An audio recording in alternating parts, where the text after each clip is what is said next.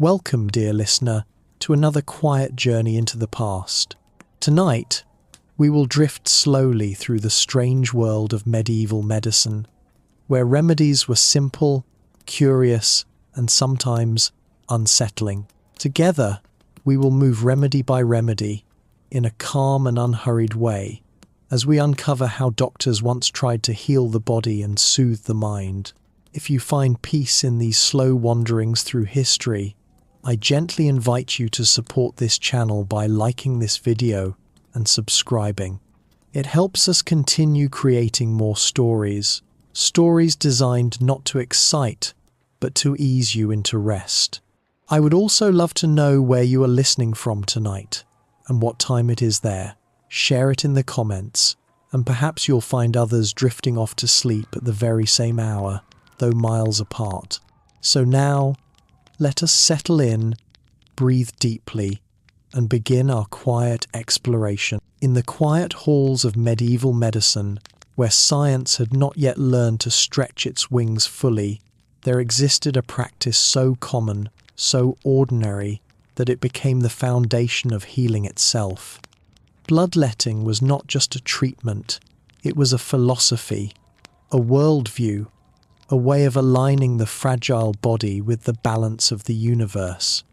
To step into the shoes of a medieval doctor was to step into a world where blood was not simply the life flowing through veins, but the most dominant of humours, the most forceful element that governed health, mood, and existence itself.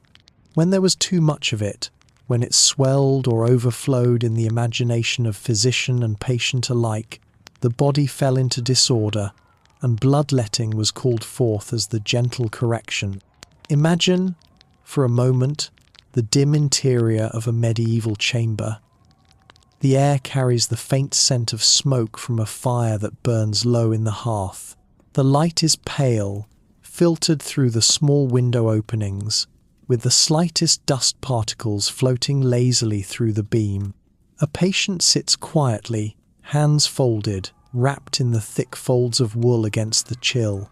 The doctor approaches with deliberate calm. He is not rushing, for there is no rush in this kind of medicine. The practice has been passed down for centuries, from the writings of Hippocrates to Galen, and across to the doctors of medieval Europe, who believed that illness was simply imbalance, and bloodletting was the way to restore the gentle order of things. To understand the heart of bloodletting, one must linger with the idea of the four humours. It is not a quick story, not a fact to be skimmed over, but the bedrock of an entire medical tradition.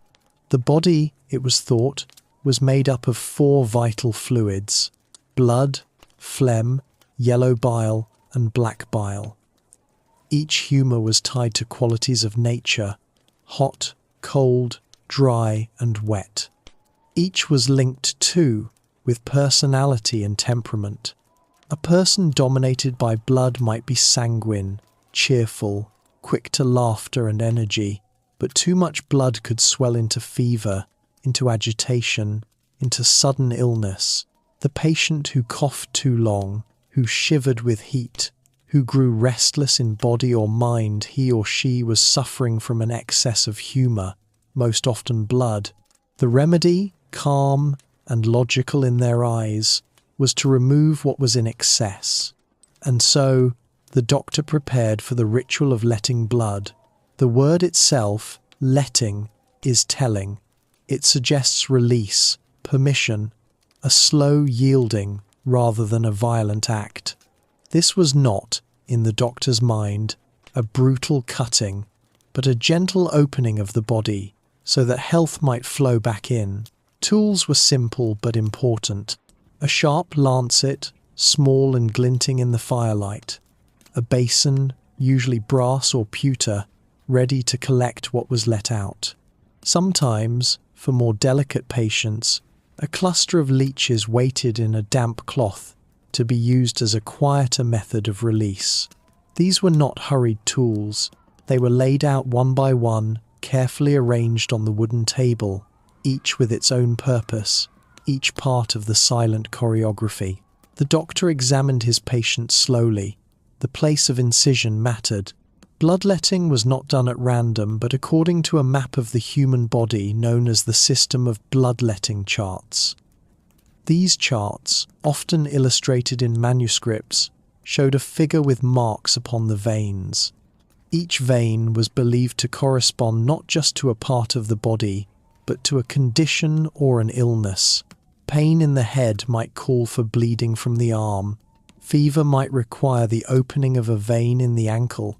The alignment of the stars and the position of the moon were sometimes consulted as well, for even the heavens, in their slow revolutions, were thought to have influence over the rivers of blood within the human body. The patient, quiet and still, did not protest. To them, this was as normal as drinking a bitter herbal tea or saying a prayer before bed.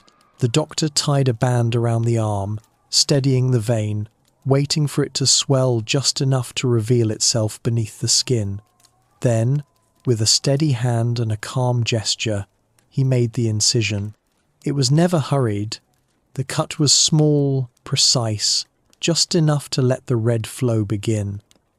The blood dripped into the basin with a rhythm that seemed, in its own way, meditative. Each drop, each slow trickle, was a release not just of fluid but of imbalance, of illness, of the invisible disorder that had taken hold within. The patient watched, sometimes light-headed, sometimes weary, but usually calm, for this was the known path to relief. In some cases, bloodletting was measured carefully by volume. Too little might be ineffective, too much, dangerous. Doctors often spoke of the balance of ounces, or the number of leeches required, or the amount that would leave the patient weakened but not destroyed. The act of measuring, of watching the basin fill slowly, was as much a part of the ritual as the incision itself. There was a strange comfort in this quantification, this belief that with the right amount of letting, the humours would fall back into harmony. Leeching, too, belonged to the family of bloodletting. The leech was called a silent physician, and it performed its work without sharp steel. Doctors would place the leech gently upon the skin, often on softer flesh where the blood vessels lay close to the surface. Slowly, almost imperceptibly at first, the leech attached, drawing the blood in small, steady pulls. The patient would feel the faint tug, the coolness of the creature's touch, and then little more. It was slow, almost soothing, and when the leech had taken its fill, it released itself, falling into the basin like a sated guest. To the medieval doctor, this was a more refined form of letting, a practice both natural and effective. Of course, not all patients fared well. Many grew faint, their bodies weakened further by the loss. There are records of noblemen and peasants alike who fell ill, not because of their ailment, but because too much blood had been drained in the quest for balance.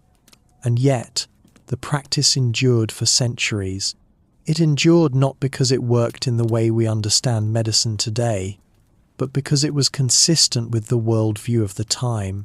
To a medieval physician, the humours explained the mysteries of health in a way that was complete and logical. To remove blood was to bring harmony, and harmony was health. Even when patients died, it was often seen as fate, not failure. The doctor had followed the rules, the rituals had been observed, and the outcome, whether life or death, lay in God's hands. The rhythm of bloodletting entered the cadence of everyday life. People submitted to it, not only when sick, but sometimes as a form of prevention.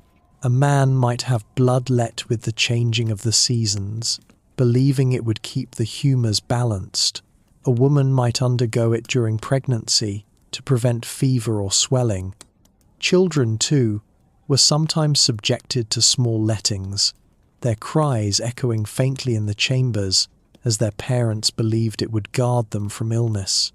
In this way, bloodletting became more than a cure, it became a ritual of health itself, a habit of the body maintained through controlled release. Doctors who practiced bloodletting were not cruel nor reckless in their own eyes. They were careful, deliberate, thoughtful. They read texts handed down through generations, studied diagrams, and recorded their cases. The act of opening a vein was not random but chosen with care, tied to a network of belief that connected the body to the universe. To them, the human body was like a garden. When it grew overfilled with weeds, when water pooled too heavily, it had to be trimmed and drained to keep balance. Bloodletting was the pruning, the draining, the tending of the body's inner garden. And as we sit now, looking back through the lens of centuries, it is easy to smile at the strangeness, to wince at the inefficiency, to pity those who lay upon the wooden tables with their veins open to the basin. But if we let ourselves pause, if we slow our judgment and enter the quiet pace of their world, we may find something almost meditative in the ritual. The calm arrangement of tools, the steady tying of the band, the patient stillness, the doctor's concentration, the slow trickle of life into the basin. In a world without certainty, without germ theory, without anesthesia or antiseptic, this ritual offered structure. It offered a way of believing that illness could be guided, that balance could be restored. For the doctor, it was survival. Too, a way of practicing his art with meaning, a way of giving comfort even when the outcome was uncertain. Bloodletting endured into the Renaissance and beyond, only slowly falling away as the science of circulation and infection grew clearer. But for centuries, it was the most ordinary of remedies, the first recourse of the medieval doctor. Remedy by remedy, cut by cut, drop by drop, bloodletting was how medieval medicine sought to keep the fragile human body aligned with the order of the cosmos. When we imagine the life of a medieval doctor, our thoughts often drift towards strange instruments, harsh surgeries, or the grim mask of a plague physician. But in truth, much of their work was gentler, quieter, and rooted in the soil beneath their feet. In the gardens and meadows of medieval Europe, medicine grew leaf by leaf, stem by stem. Herbs were more than seasoning for the cook's pot. They were the lifeblood of healing, the green remedies that promised relief in a world without laboratories or antibiotics. To step into the garden of a medieval healer was to step into a living apothecary, a place where each plant carried with it a story, a use, and a measure of hope. Picture a walled monastery, its stones cool and weathered by time. Within its enclosure, where the noise of the village falls away to silence, lies a garden tended by monks. Rows of plants are laid out with patient order, each bed carefully marked, each herb known not just for its fragrance, but for its virtue. Lavender leans gently in the breeze, rosemary rises with its stiff, fragrant stems, sage spreads its broad leaves near the earth. The monks move slowly between the beds, their robes brushing against the greenery, gathering sprigs with quiet devotion. This was the foundation of medieval medicine, the belief that God had placed cures within the natural world, and it was the healer's task to learn them, to pluck them, and to prepare them. The medieval doctor relied on books as well as gardens, herbals, manuscripts filled with descriptions of plants and their properties, circulated through Europe, copied carefully by hand. These books were not filled with scientific classification as we know it today, but with observations, drawings, and associations.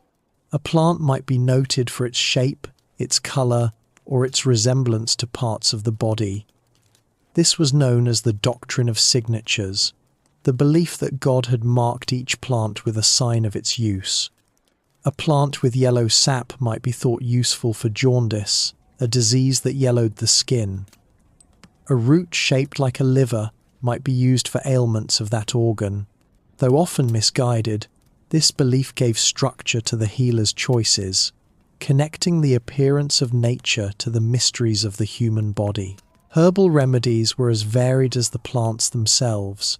Some were brewed as teas, the leaves steeped in hot water until their essence was drawn out into the steam. Others were crushed into poultices, thick and damp, to be applied directly to the skin to soothe wounds or swellings. Oils were infused with herbs to create salves that could be rubbed onto sore joints or aching muscles. Each preparation was slow, deliberate, and ritualistic.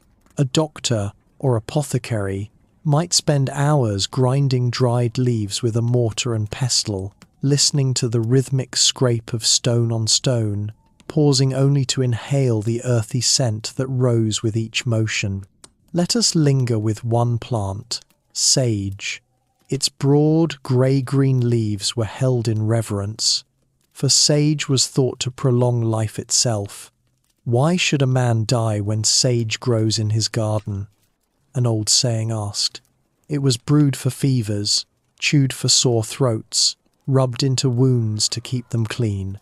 The act of gathering sage was careful and respectful, often done in the early morning when the dew still clung to the leaves, believed to hold the plant's strength. To the medieval doctor, sage was not just an herb but a companion in the constant battle against sickness. Consider also lavender, its purple blossoms standing tall and aromatic. It was believed to calm the spirit, to ease restlessness and sleeplessness, and to drive away evil vapours that caused illness. A doctor might place sprigs of lavender beneath a pillow to bring rest to a fevered patient. He might boil it in water, letting the steam fill a chamber to cleanse the air. The scent itself was a form of medicine, gentle and intangible, weaving its way into the patient's body through breath and mind. To inhale lavender was to breathe in calmness, a reminder that healing was as much about peace as it was about remedy.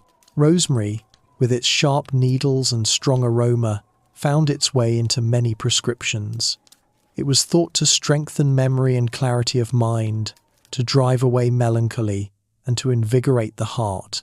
In a time when depression and sadness were often explained as an excess of black bile, rosemary was the green antidote, a fragrant leaf that lifted the spirit. Doctors would recommend sprigs hung in the home or oils rubbed onto the temples to restore vitality to those weighed down by sorrow. The ritual of applying rosemary was not hurried but slow, the patient sitting still while the doctor rubbed the oil gently into their skin, allowing the warmth and scent to do their work. Mint was another familiar ally, used for ailments of the stomach and for easing nausea. The cool, sharp taste was both refreshing and healing, bringing comfort to those troubled by indigestion or seasickness. A medieval doctor might advise chewing the leaves directly or steeping them in hot water to create a calming drink. In the quiet of a home, where illness lingered and time moved slowly, such a simple act, sipping warm mint tea, became a balm not only for the body but for the spirit as well. The process of preparing these remedies was unhurried. Time in the medieval world was marked not by clocks, but by the rising and setting of the sun, by the ringing of church bells, by the slow unfolding of the seasons. A doctor working with herbs moved at this same pace. He gathered plants in the morning, dried them over days or weeks, stored them carefully in jars or cloth bundles, and brought them forth when the need arose. Nothing about the process was immediate, and perhaps that was part of its power. Healing was expected to take time, to be a gradual return to balance, mirrored in the slow preparations of the remedies themselves. For all their hope, herbal remedies were not always successful. Some herbs soothed symptoms without curing disease, others were toxic in the wrong amounts, their bitterness a warning of danger. Yet the medieval doctor persisted, guided by tradition, by observation, and by faith. He might record in his notes that chamomile tea eased the pains of the stomach, or that comfrey leaves wrapped around a broken bone seemed to hasten its knitting. Over generations, these observations built a body of knowledge, imperfect yet valuable. a fragile bridge across the centuries toward the science of pharmacology that would one day follow. The role of the apothecary was also central in this herbal world. Apothecaries kept shops filled with jars of dried plants, powders, and oils, each labelled in careful script. The patient might come with a prescription from a physician, or simply with their ailments to describe, and the apothecary would prepare a remedy. The air in such shops was thick with scent: sharp fennel, earthy valerian, resinous frankincense. The sound of grinding, pouring, and rapping filled the quiet space. To stand in an apothecary's shop was to stand at the crossroads of medicine and commerce, where healing passed from hand to hand with measured calm. It is important, too, to imagine the patients who received these herbal remedies. They were not expecting immediate miracles. They understood that healing was a slow journey. A woman with aching joints might rub on an ointment of arnica daily, patiently waiting for the swelling to subside. A child with a fever might sip willow bark tea, the bitterness, a promise of relief that would come, not instantly, but gradually, as the body responded. The patient's faith in the remedy was itself part of the healing, the belief that within these leaves and flowers lay a gift from the Creator. Herbal remedies were also tied deeply to the seasons. Spring brought fresh growth, when plants were gathered young and tender. Summer filled the gardens with abundance, when drying and storing began in earnest. Autumn gave roots, pulled from the earth with care. Winter was the time of use, when the cupboards were opened and the dried leaves were steeped to fight against cold and illness. This rhythm tied the practice of medicine to the larger rhythm of the natural world, grounding the healer in cycles of growth and rest. The very slowness of the process was part of its meaning, reminding patient and doctor alike that health was not a sudden conquest but a gradual harmony. If we pause to listen, we can almost hear the soundscape of this healing world: the scrape of mortar and pestle as leaves are ground to powder, the bubbling of a pot as herbs simmer gently in water, the soft tearing of cloth as a poultice is wrapped around an inflamed wound, the faint rustle of dried leaves poured from a jar into the healer's palm. These sounds, simple and repetitive, created a rhythm of care, a meditative music that accompanied the practice of medicine. In such details, we see that medieval medicine was not only about remedies but about the act of tending, the calm presence of one human caring for another through the means they understood. Looking back from our modern vantage point, it is tempting to dismiss these remedies as quaint or ineffective, and indeed, many of them were. But woven into this herbal tradition were truths that endure even today. Chamomile does calm, mint does ease digestion, willow bark, containing salicin, was the forerunner of aspirin. The medieval doctor, without microscopes or chemical analysis, stumbled toward truths through patience, repetition, and care. Their remedies, though incomplete, remind us that healing often begins with attentiveness to the natural world. In the end, the garden was both medicine chest and sanctuary. For the medieval doctor, to walk among the rows of sage, rosemary, and mint was to walk within the presence of healing itself. Each plant was a companion, each remedy a small gesture toward balance in a world of illness. The garden gave order, rhythm, and hope, and in its quiet, steady offerings, it allowed both doctor and patient to believe that health could be found, leaf by leaf, remedy by remedy, through the gentle touch of nature.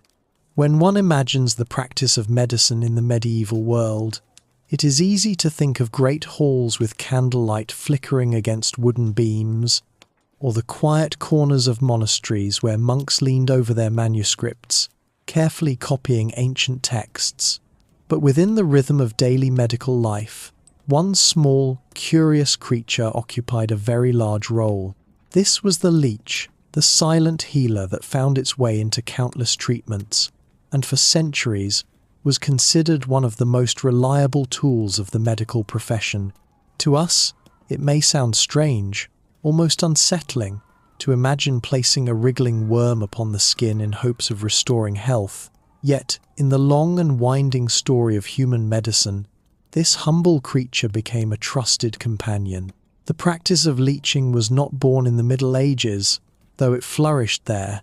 Its roots stretched back into the ancient world, where Greek and Roman physicians had already recognized its potential. Hippocrates, Galen, and other great thinkers of medicine wrote extensively about the need to balance the humours within the body. These humours, blood, phlegm, black bile, and yellow bile, were thought to dictate not only a person's physical health, but also their temperament, their moods, and even their destiny. To maintain harmony between these fluids was to preserve life itself. If one humour grew excessive, illness would follow. And so, to remove blood was to restore equilibrium, and to bleed a patient was to offer them a chance at healing. Leeching became one of the gentler methods of achieving this. Unlike the more direct approach of bloodletting with knives or lancets, leeches offered a quiet, steady way of removing what physicians considered excess blood. They were patient creatures, attaching themselves softly to the skin, almost imperceptibly at first, until they began their slow work. To a medieval doctor, this gentleness was part of their appeal. For fragile patients, the weak, the elderly, or even children, the leech was seen as a safer alternative to the sudden loss of blood that a blade would bring. It was nature itself providing a tool, a ready-made surgeon, free of cost and endlessly available if one knew where to find them. In damp marshes and shaded streams, leeches thrived. Their slippery, dark bodies could be gathered by hand, often by peasants who waded into shallow waters, their legs exposed as bait. The leeches, attracted by warmth, would cling quickly, feeding with little hesitation. These gatherers would then carefully remove them and deliver them to apothecaries and physicians. It was not uncommon for villages to have a ready supply, stored in simple jars filled with water, waiting patiently for the next patient who required their services. This quiet commerce in leeches formed a small but important link in the chain of medieval medicine. When a patient arrived, suffering perhaps from fevers, headaches, swollen joints, or any number of ailments, the doctor would often decide that the excess humour to be removed was blood. The leech was then brought forward. Its smooth body, sometimes only a few inches long, sometimes larger, would be taken gently and placed upon the patient's skin. There was no great ceremony, no dramatic gesture. The leech would do the work silently. At first, the sensation was barely noticeable, only a light touch, a moment of curiosity. Then, as the creature secured itself, a gentle pulling would begin, slow and rhythmic. Unlike the sharp sting of a blade, this was more subtle, almost lulling in its persistence. The patient might sit quietly for an hour, sometimes longer, as the leech fed. The doctor, watching patiently, would note the gradual swelling of the creature's body as it filled. There was no rush, no urgency. This was medicine performed in harmony with time itself, where the body was allowed to heal at the same pace as the leech consumed. And when the leech had taken its fill, it would release itself naturally, drifting away with the same silence in which it had begun. What remained was a small wound, still gently oozing, as leech saliva contained a natural anticoagulant that prevented blood from clotting too quickly. To the medieval physician, this was proof of the leech's wisdom, for it allowed the cleansing process to continue even after the leech had gone.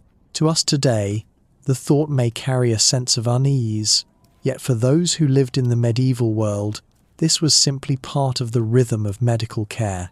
The leech was not feared but welcomed, a creature whose very design seemed to serve human needs. Monks in monasteries would carefully record their use, describing when to apply them, how many to place upon a patient, and which parts of the body would benefit most. Physicians in cities prescribed them often, not only for common fevers but even for more complex imbalances of humours. And in small villages, where resources were scarce, leeches provided an affordable alternative to costly medicines or elaborate procedures. There was also a spiritual dimension to their use. Many believed that illness was not only physical but also a disruption of harmony between body, soul, and the natural world. By applying a leech, a patient might feel as though nature itself was intervening, offering relief through one of its most humble creatures. In this sense, the leech was a bridge between human suffering and the healing powers hidden within creation. The practice was not without its excesses. Some physicians became too reliant on leeching, applying them for conditions that today we might understand required entirely different treatments. Patients could be weakened through repeated sessions, drained of too much blood over time. Yet the belief remained strong, and for centuries, the leech held its place as a trusted companion in the healer's toolkit. Beyond the medical halls, the image of leeches even seeped into culture and language. They became metaphors for dependency, for those who drained others of resources or strength. Yet beneath these darker associations, the role of the leech in medicine remained steady, a silent partner to countless healers and patients across the medieval landscape. The longevity of their use is remarkable. Even as centuries passed and medical knowledge advanced, leeches did not disappear. Their gentle ability to thin blood and encourage flow meant they found renewed uses, even in modern times. Surgeons in later centuries rediscovered their value for delicate operations, especially in helping restore circulation to reattached limbs or grafted skin. In a strange way, the medieval trust in these creatures was not entirely misplaced, but in the medieval imagination, the leech carried a weight far greater than its small body might suggest. To place one upon the skin was to engage in a practice that felt both scientific and natural, both rational and mystical. It was a ritual of patience, of quiet observation, where healing was not forced but allowed to unfold, guided by the slow rhythm of a creature that knew nothing of human theories, yet performed its task with unerring consistency. Imagine, then, the stillness of such a moment, a dimly lit chamber perhaps, with a physician seated at the bedside, the patient resting quietly, and a small glass jar on the table, its contents shifting slightly as dark shapes moved within the water. One is taken gently, placed upon the arm, and after a pause, it begins its silent work. No voices need disturb the air, no clatter of tools is required.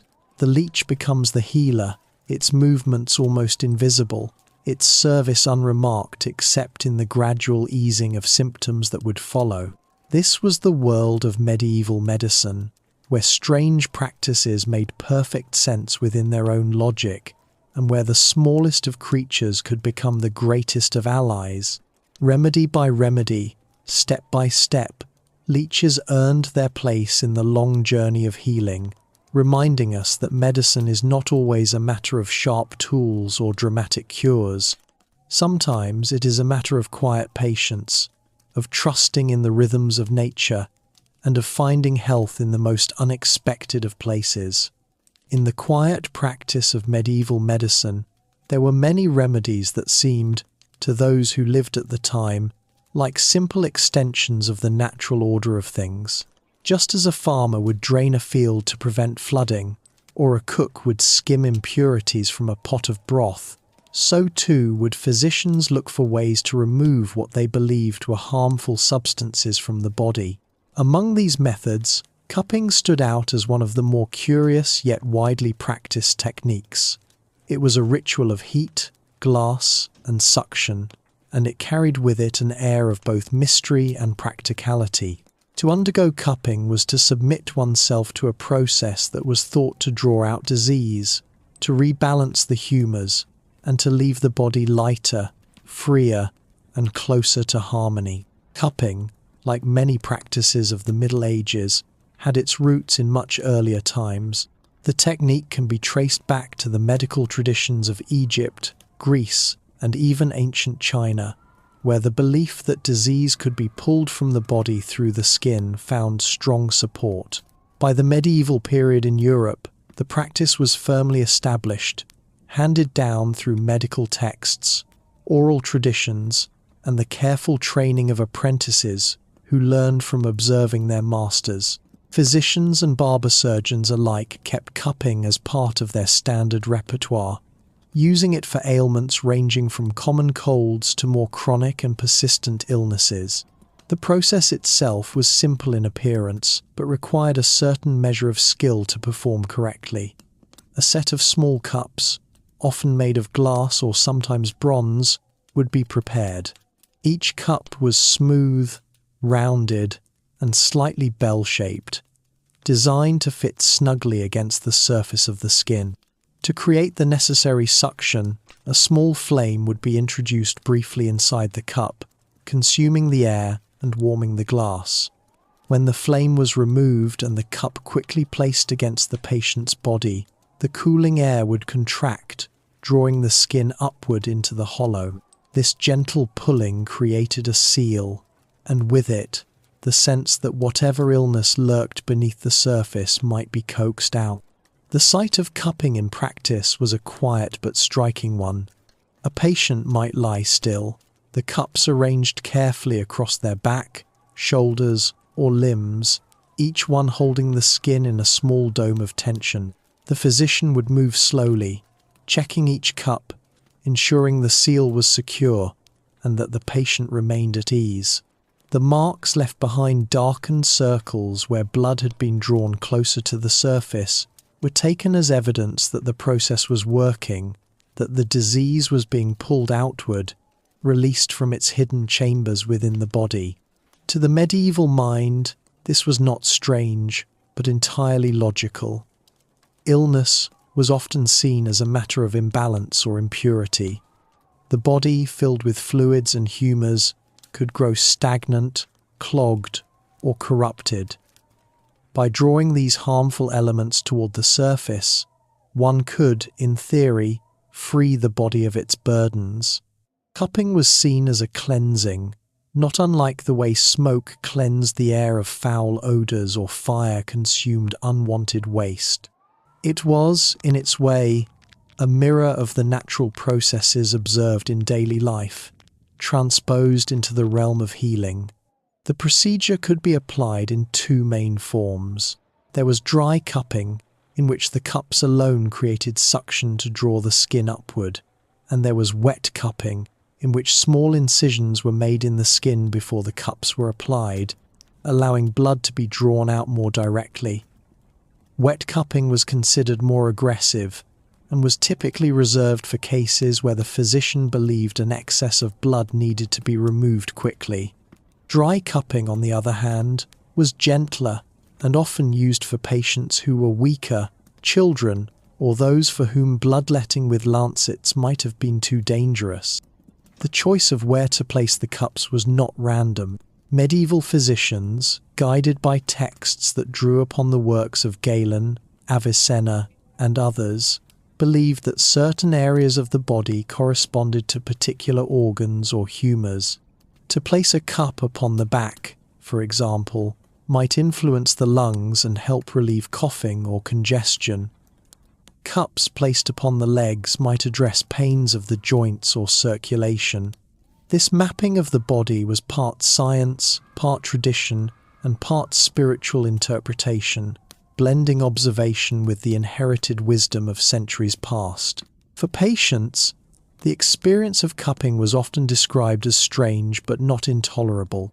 The initial warmth of the cup, the gentle pulling of the skin, and the gradual pressure that followed might feel unfamiliar, yet it was rarely painful. Some may have even found the sensation soothing, a reminder that something was being done. that healing was in progress. The visible marks left afterward, round bruises or shallow cuts that slowly healed, were carried like signs of the treatment, badges of the body's ongoing struggle toward balance. Cupping was prescribed for a wide variety of ailments: fevers, headaches, back pain, stomach troubles, and even melancholy might lead a physician to reach for the cups. The reasoning was consistent. By drawing out what was harmful, the body could find relief. In times when more invasive procedures felt too dangerous, cupping offered a middle ground. It was more active than simply prescribing herbs, yet gentler than opening a vein. It allowed both physician and patient to feel that progress was being made, that illness was not being ignored but confronted. The practice was also deeply influenced by the environments in which it was performed. In monastic infirmaries, monks might use cupping alongside prayers and herbal remedies, seeing the method as one more gift from God's creation to aid the suffering. In bustling towns, barber surgeons applied it quickly and efficiently, one patient after another, as part of their daily trade. And in small villages, where medical knowledge was less formal, the technique might be adapted in simpler ways. Cups fashioned from horn or clay, used by local healers who carried the tradition in their hands rather than their books. There was, as always, a symbolic side to the practice. To draw something from the body was not merely physical but also spiritual in the medieval imagination. Disease could be seen as a corruption of the soul, a visible sign of inner imbalance. By placing cups and watching the skin rise, it was as if the sickness itself was being coaxed into the open, no longer hidden within the mystery of flesh. This gave patients a sense of visible progress, a reassurance that something unseen was being addressed. In a world where much of illness felt mysterious and unknowable, this visible proof carried a comfort all its own. Yet cupping was not without its critics, even in its own time. Some physicians questioned whether the practice truly removed illness, or merely created the appearance of doing so. Others worried about the risks of infection from wet cupping, or the weakening of patients already frail. Despite these doubts, the method endured, woven so deeply into the fabric of medieval medicine that it persisted across centuries, passed down from one generation of healers to the next. Even in later centuries, as medical science began to shift, cupping did not vanish. It adapted, finding new roles in new contexts. In the 19th century, it was still being performed by doctors across Europe and America, sometimes combined with other emerging practices. And even today, echoes of cupping remain in alternative medicine, a reminder that the threads of tradition are long and often surprising. When we look back at cupping in the medieval period, it is easy to dismiss it as superstition or misguided science. Yet to those who lived through those times, it was a ritual of care, a moment when physician and patient came together in the hope of drawing out what was harmful and restoring what was good. It was an act of trust, where the patient lay still, the cups pressing softly upon the skin, and the physician watched with quiet attention, believing that healing was in motion. In the stillness of a medieval chamber, one can imagine the soft crackle of a flame, the faint scent of heated glass, the gentle placement of cups against skin, and the silence that followed, a ritual not of noise or drama, but of patience. Each mark left behind was more than a bruise. It was a sign that something had been attempted, that illness had been engaged with rather than ignored. It was, in its way, a reminder that even in a world with limited knowledge, the human desire to heal was boundless, finding expression in methods both strange and familiar. And so, remedy by remedy, the practice of cupping joined the long procession of medieval medicine. Quiet, deliberate, and unhurried, it was another step in the journey to understand the body, to ease suffering, and to find, within the mystery of human life, some measure of balance and relief. Among the many practices of medieval medicine, there is perhaps none more startling to modern eyes than trepanation, the act of cutting, drilling, or scraping a hole into the skull in an attempt to cure illness. The very idea evokes images of pain and danger, yet for much of human history, this was considered a legitimate path toward healing. To those who lived in a world where the mind and the body were deeply mysterious, where unseen forces were believed to cause both madness and disease, trepanation offered a way to bring balance back to the sufferer. It was not an act of cruelty, but one of hope, born from the belief that by opening a window into the head, one could release the burdens trapped within. The origins of trepanation stretch far back into prehistory, long before the Middle Ages. Archaeologists have discovered skulls from thousands of years ago, bearing round holes carefully cut into them, with the bone around the edges showing signs of healing. This means the patient survived the procedure, sometimes for years afterward. By the medieval period, the practice had already been known and used for centuries, passed down through both folk traditions and written medical texts. While not every physician recommended it, and not every patient survived it, trepanation remained an option for certain conditions that seemed otherwise beyond cure. The reasons for undertaking trepanation were varied, but often centered on illnesses of the mind and the head. Epilepsy, a condition poorly understood in the Middle Ages, was frequently attributed to the presence of evil spirits, trapped vapors, or blocked humors within the skull. Severe headaches, mental disturbances, and sudden fits could lead a physician to recommend trepanning as a way of letting the disorder escape. Head injuries, too, were sometimes treated in this way. A blow in battle or an accident might fracture the skull, and removing a portion of bone could be seen as a way to relieve pressure, cleanse the wound, and prevent death. In all these cases, trepanation was considered less an act of destruction than one of restoration, an opening made to set the body free. The procedure itself required tools that were simple yet formidable. In the hands of a medieval surgeon, a trepan or trephine, a kind of circular saw or drill, was applied carefully to the skull. At times, a sharp knife or chisel might also be used, scraping or cutting away the bone bit by bit. The patient, often without access to anesthesia as we know it today, endured with only the help of herbal sedatives, prayers, or sheer endurance. The operation might last a long while, with the surgeon pausing frequently to check the depth of the cut, ensuring the delicate brain beneath was not harmed. It was a process of both patience and precision, requiring a steady hand and a measure of faith.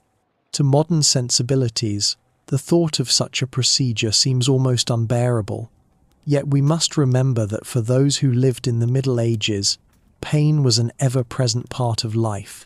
Childbirth, wounds, toothaches, and daily labor all brought suffering that was endured without modern relief. Trepanation was not undertaken lightly, but neither was it dismissed as impossible. When faced with conditions that seemed incurable, the prospect of relief, even at great risk, was enough to persuade patients and their families to try. The act itself was steeped in symbolism as well as physical necessity. To open the skull was to create a passage between the inner and outer worlds, to give form to the belief that illness could be trapped within the body like smoke within a chamber.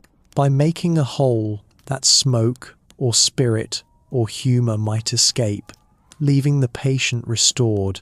For epilepsy, in particular, the sudden fits were often linked to possession by demons or the presence of evil forces. Trepanation allowed the physician to say, with confidence, that a way had been made for the spirit to leave. In this way, the procedure was both medical and spiritual, a blending of science, ritual, and faith. The practice was not uniform across all of Europe. In some regions, trepanation was a last resort, reserved for only the most desperate cases. In others, particularly where surgical traditions were stronger, it was performed with greater frequency. Monastic healers, guided by texts like those of Galen and later Avicenna, debated its value, while barber surgeons in towns and villages applied it with a more practical hand. The survival of the patient often depended as much on the skill of the surgeon and the cleanliness of the tools as on the severity of the illness itself. Surprisingly, many patients did survive. Skulls found by archaeologists show not only carefully cut holes, but also signs of regrowth, meaning the bone healed over time. This suggests that, for some, the procedure did bring relief, whether through the actual reduction of pressure in head injuries or through the power of belief and the body's natural resilience. The human skull, though fragile in some ways, has an ability to recover from trauma if given the chance, and trepanation, strange as it may seem, occasionally offered that chance. The atmosphere surrounding such a surgery must have been tense but also solemn. Imagine a dimly lit chamber, a patient seated or lying down, perhaps held steady by assistants or family members. The surgeon's tools laid out carefully on a wooden table. Prayers murmured, herbs burned for both scent and calm, the sound of scraping or drilling echoing softly in the room, a rhythm both frightening and hopeful. Those present would watch with hushed breath, knowing that what they were witnessing might be the last hope for their loved one. The moment when the bone finally gave way, when the opening was complete, carried with it a sense of both dread and relief. Something had been done. The illness had been engaged with directly, in the most literal of ways. For patients who survived, the aftermath was a long recovery. The wound needed to be protected from infection, cleaned with wine or vinegar, and bound with linen. Herbs with supposed healing properties might be applied, and prayers offered for continued strength. If the patient recovered, they would carry the mark of the surgery for the rest of their lives, a visible sign of both their suffering and their survival. In some cases, these individuals may have been looked upon with a certain respect. Their scar, a reminder of both the fragility and resilience of the human body.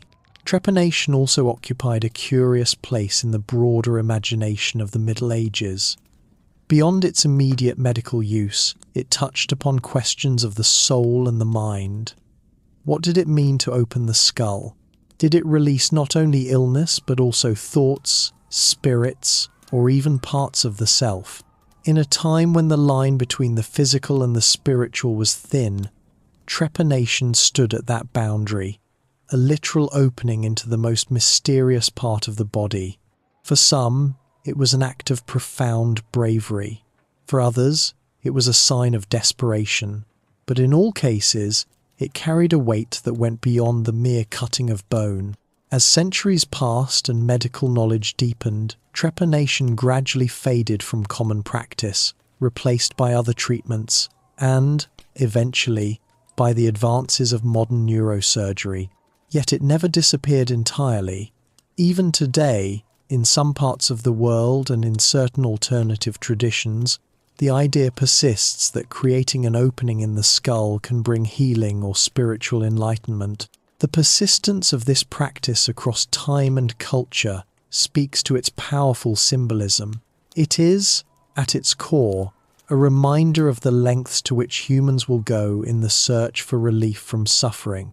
Looking back, trepanation may seem brutal or misguided, yet within its history lies a testament to human determination. In the face of mystery and pain, people sought solutions with the tools they had, guided by the knowledge available to them and by their faith in healing. To open the skull was to act boldly, to confront illness in a way that was both terrifying and hopeful. It was a step into the unknown, taken with the quiet conviction that health, however fragile, was worth the risk. When we reflect upon trepanation as part of the tapestry of medieval medicine, it becomes less a curiosity and more a symbol of the enduring human struggle to understand and to heal.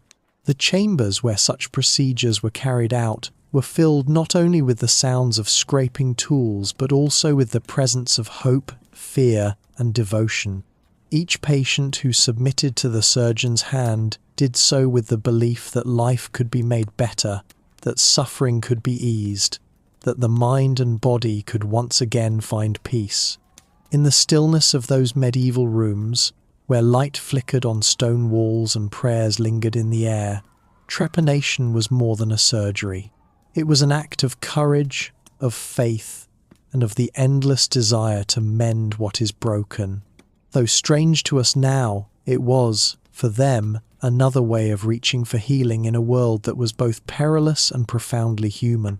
Among the many practices of medieval medicine, few were as final, as dramatic, and as terrifying as amputation. To cut away a limb was not only to alter the body forever, but to take a profound risk with life itself.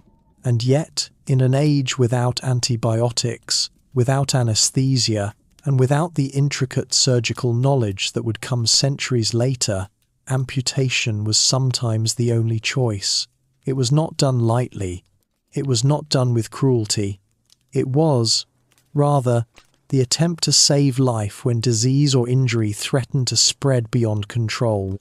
For those who lived in a world where wounds festered easily, where accidents were common, and where infection was ever present, the loss of a limb might mean survival where otherwise there would be death. The origins of amputation reach back into antiquity, long before the medieval world. Ancient texts mention it, and archaeological remains show that some individuals did indeed survive the loss of a limb, their bones healing with remarkable resilience. By the Middle Ages, the practice had been passed down through surgical traditions, guided by the writings of Galen and later Avicenna, as well as the hands-on knowledge of barber surgeons who practiced their trade in villages and cities alike. Amputation became, in its grim way, an established method of treatment. When other remedies failed, when gangrene spread, when battle wounds tore the flesh beyond repair, the surgeon's knife might be the only answer. The causes that led to amputation were many. The most common were traumatic injuries, particularly those suffered in war. The clash of swords, the strike of an axe, or the piercing of an arrow could leave limbs mangled beyond natural healing. Infection set in quickly, with the dark march of gangrene creeping through flesh and bone. In such cases, the choice was stark. To leave the limb was to invite death, while to cut it away offered a chance at survival. Outside of war, accidents in fields, workshops, or even homes could lead to similar outcomes. A crushed hand beneath a millstone, a leg torn by a plough, or a wound left untended could all end in the surgeon's care. Diseases, too, sometimes demanded drastic action. Severe infections of the bone, spreading ulcers, or frostbite that killed tissue might force a surgeon to act with the knife. The procedure itself was harrowing. Imagine a chamber lit by flickering torches or daylight through a narrow window, the patient seated upon a wooden bench or table, surrounded by anxious family and the calm, focused surgeon. There was little to dull the agony. At times, a strong draught of wine, a dose of opium, or a mixture of herbs might be given to ease the pain, but nothing could truly take it away. The patient was often restrained, held down by assistants who murmured words of encouragement or prayers, while the surgeon prepared his tools. These tools were simple but sharp: knives, saws, and cauterizing irons. The instruments of life and death lay ready upon a cloth, gleaming faintly in the dim light. The act began quickly, for hesitation was crueler than speed. The surgeon's knife cut deeply through the flesh, muscles, and sinews, the patient's cries filling the room. Blood flowed freely, and swift action was needed to control it. Assistants pressed tightly upon the limb, while the surgeon worked to bind or cauterize the vessels. In some cases, hot irons were pressed to the wound, sealing it with fire and smoke. In others, the vessels were tied with silk or linen thread, an early form of ligature. The bone itself, once exposed, was sawn through with steady strokes, the sound sharp and grating. The moment when the limb was freed was both dreadful and merciful. Dreadful in its finality, merciful in that the source of disease or injury was gone. After the cutting, the work of healing began. The wound was carefully dressed, cleaned with wine or vinegar, bound in layers of linen, and watched over in the days to come. The danger was not past. Infection lurked in every corner, and many did not survive the days after surgery. Yet some did, their bodies healing, the wound closing into a scar that would remain for life. Those who lived bore the mark of both suffering and resilience, a testament to human endurance in the face of pain. Amputation was not merely a medical act, it was also a spiritual one. The loss of a limb carried with it deep meaning in a world where the body was seen as both vessel and symbol. To be made incomplete was to confront mortality directly. Yet many accepted it with courage, guided by the belief that the soul was untouched, that the body was but temporary, and that survival was worth the sacrifice. For those around them, the sight of a friend, father, or son living without a hand or a leg was a reminder of both the fragility of flesh and the determination to endure. In battlefields across medieval Europe, amputations were performed with grim frequency. The clash of armies left countless soldiers wounded, and surgeons followed in their wake, tending to the injured as best they could.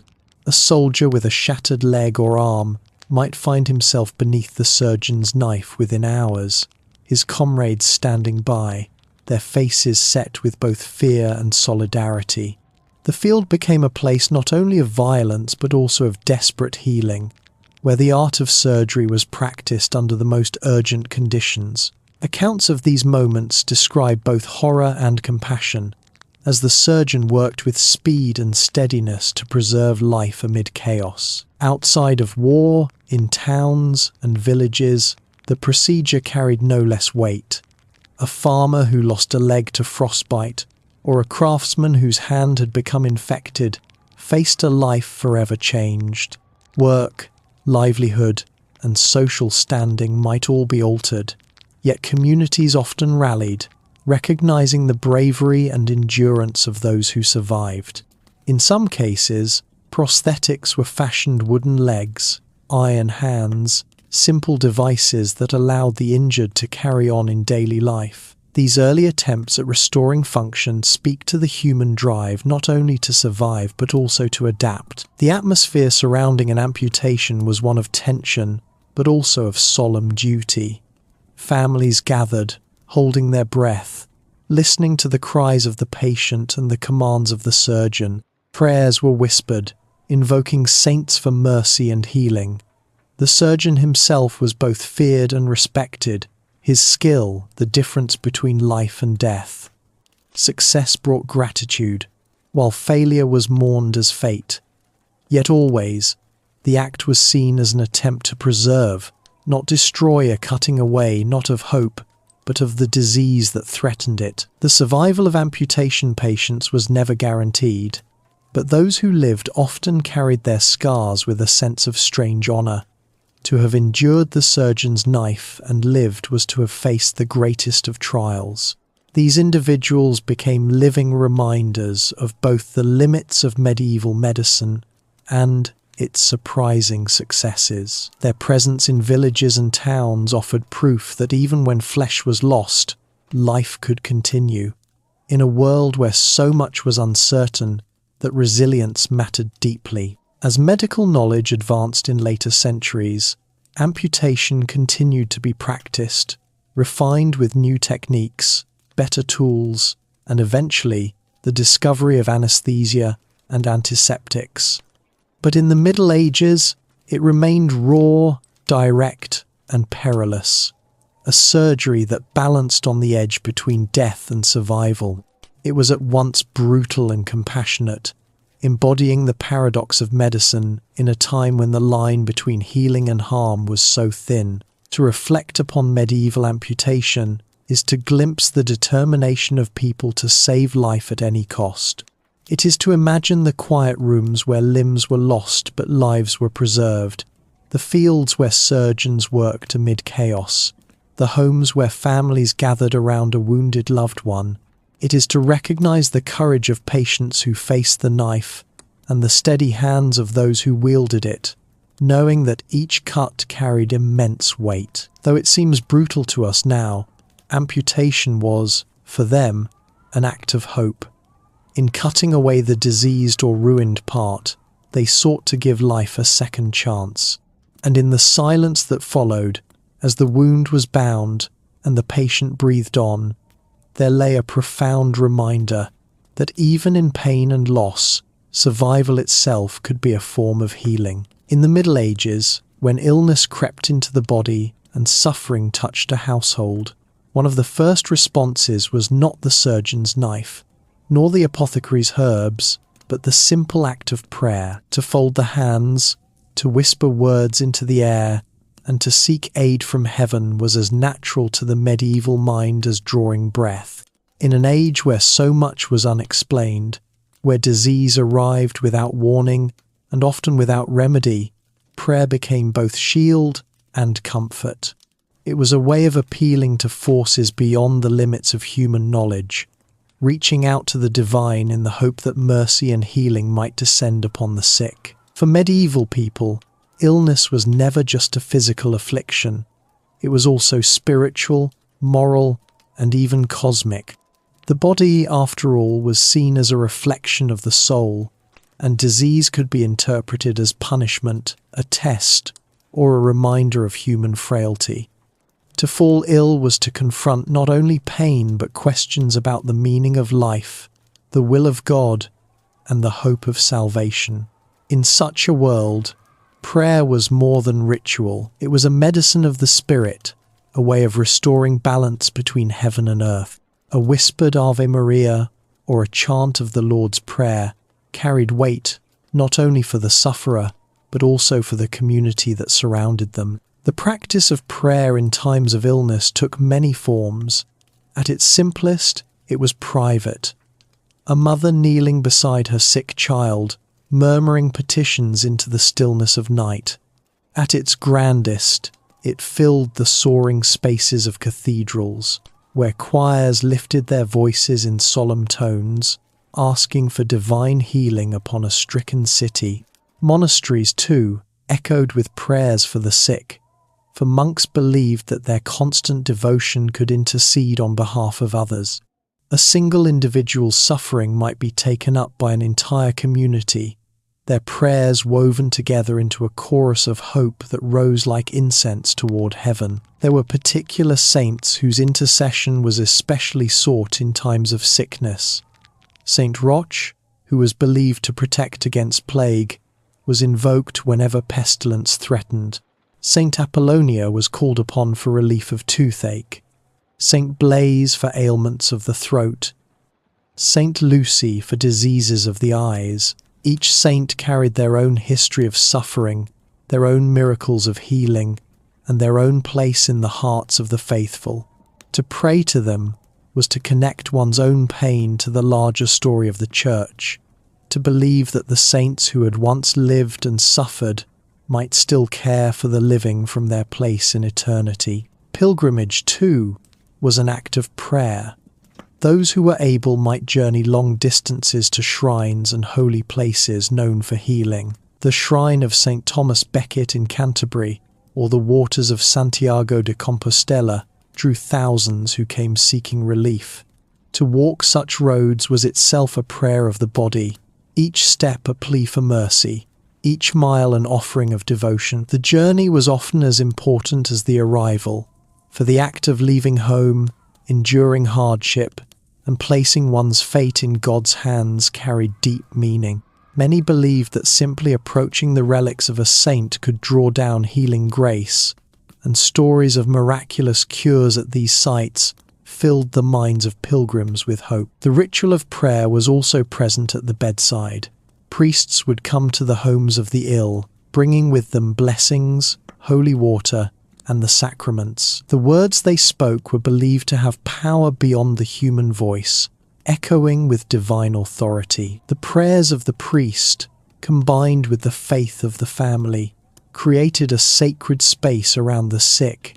Even when cure did not come, these prayers brought comfort. To hear the familiar cadences of the church was to be reminded that suffering was not endured alone, but shared within the vast body of Christendom. In monasteries, where medicine was practiced alongside devotion, prayer was inseparable from healing. The monks who prepared herbal remedies also filled their hours with psalms and chants, believing that the work of the hands was incomplete without the work of the spirit. The sick who were brought into their infirmaries received both physical care and constant prayer, the two working together as different strands of healing. It was not uncommon for monks to spend nights in vigil, keeping watch beside the ill, their voices soft in the shadows as they prayed unceasingly for recovery. To the medieval mind, prayer had power because it connected the earthly with the divine. It was not empty words, but a true channel through which God's will might be influenced or mercy might be obtained. Stories of miraculous healing abounded, retold from one generation to the next. A child who rose from the brink of death after prayers to a saint, a plague-stricken village spared after solemn processions, a wound that closed without suppuration after the laying on of hands. Such accounts reinforced the belief that prayer was not only valuable, but essential. Whether or not these cures can be explained by modern medicine is beside the point. For those who lived in those times, the miracle was real because it restored hope in a world often shadowed by despair. Communal prayer was particularly powerful during epidemics. When plague struck, entire towns might gather in processions, carrying relics and banners, chanting litanies through the streets. The sight and sound of so many voices joined together in pleading was both awe-inspiring and consoling. It created a sense of unity, a shared burden carried before God. Even when death continued, the act of praying together gave people strength to endure.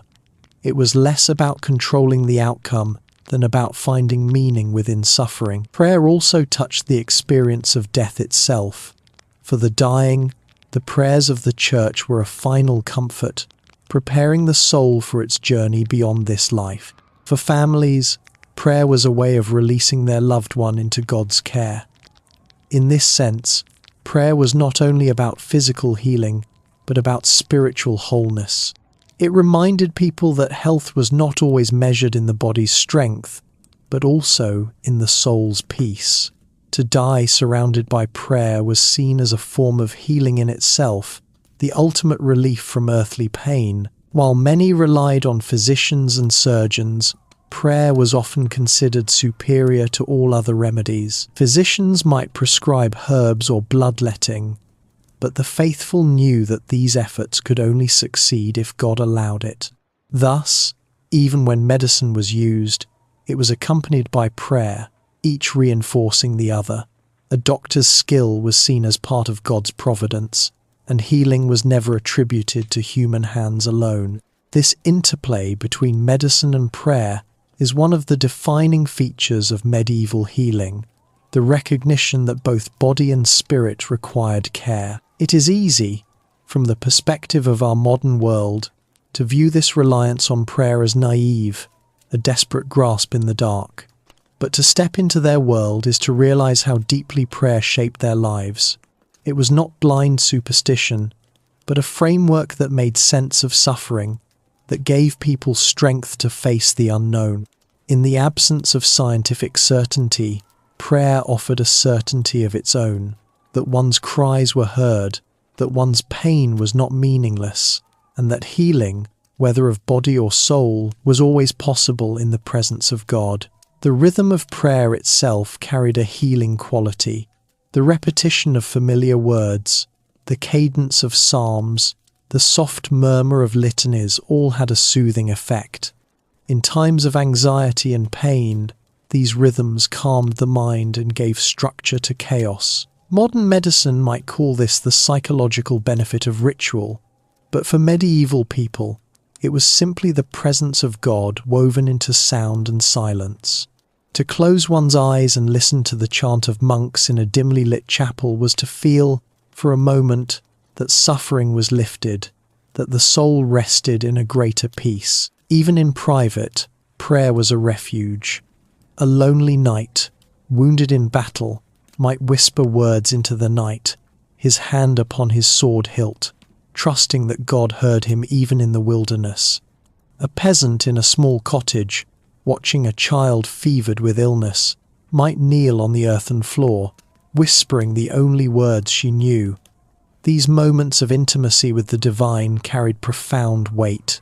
They reminded the sufferer that they were never entirely alone, that the creator of the world was attentive even to their small voice. Ultimately, prayer was the bridge between despair and hope.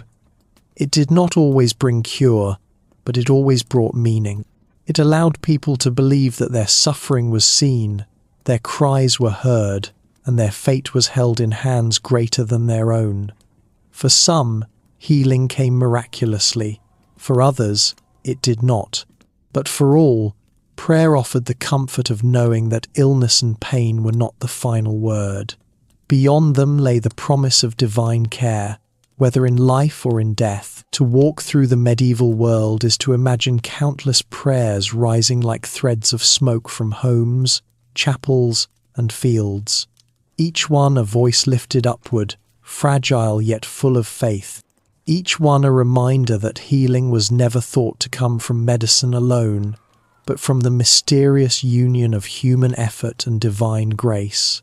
Prayer was, above all, a healing touch from above, reaching into the weary lives of those who sought it, binding wounds of both flesh and spirit, and whispering peace even in the darkest of hours. When we think of the healers of the Middle Ages, our minds often turn to monks with their herb gardens, physicians with their astrological charts, or surgeons with their knives and saws.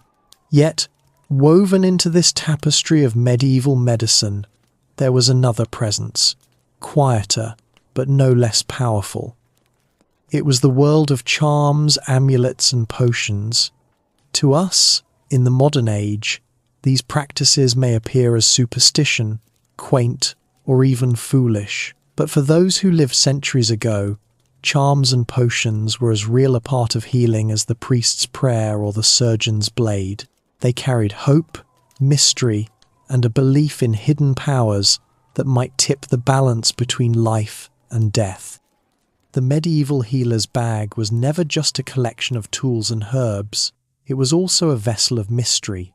Alongside vials of powdered root or dried leaves, one might find tiny scrolls of parchment inscribed with holy words, small relics bound in cloth, or beads strung together with whispered incantations. These were the charms, carried not only by physicians but also by ordinary people, tucked into clothing, hung around necks, or hidden beneath pillows. They served as shields against unseen forces, protectors from disease, and silent companions to the sick. Charms took many forms. Some were words, spoken softly at the bedside.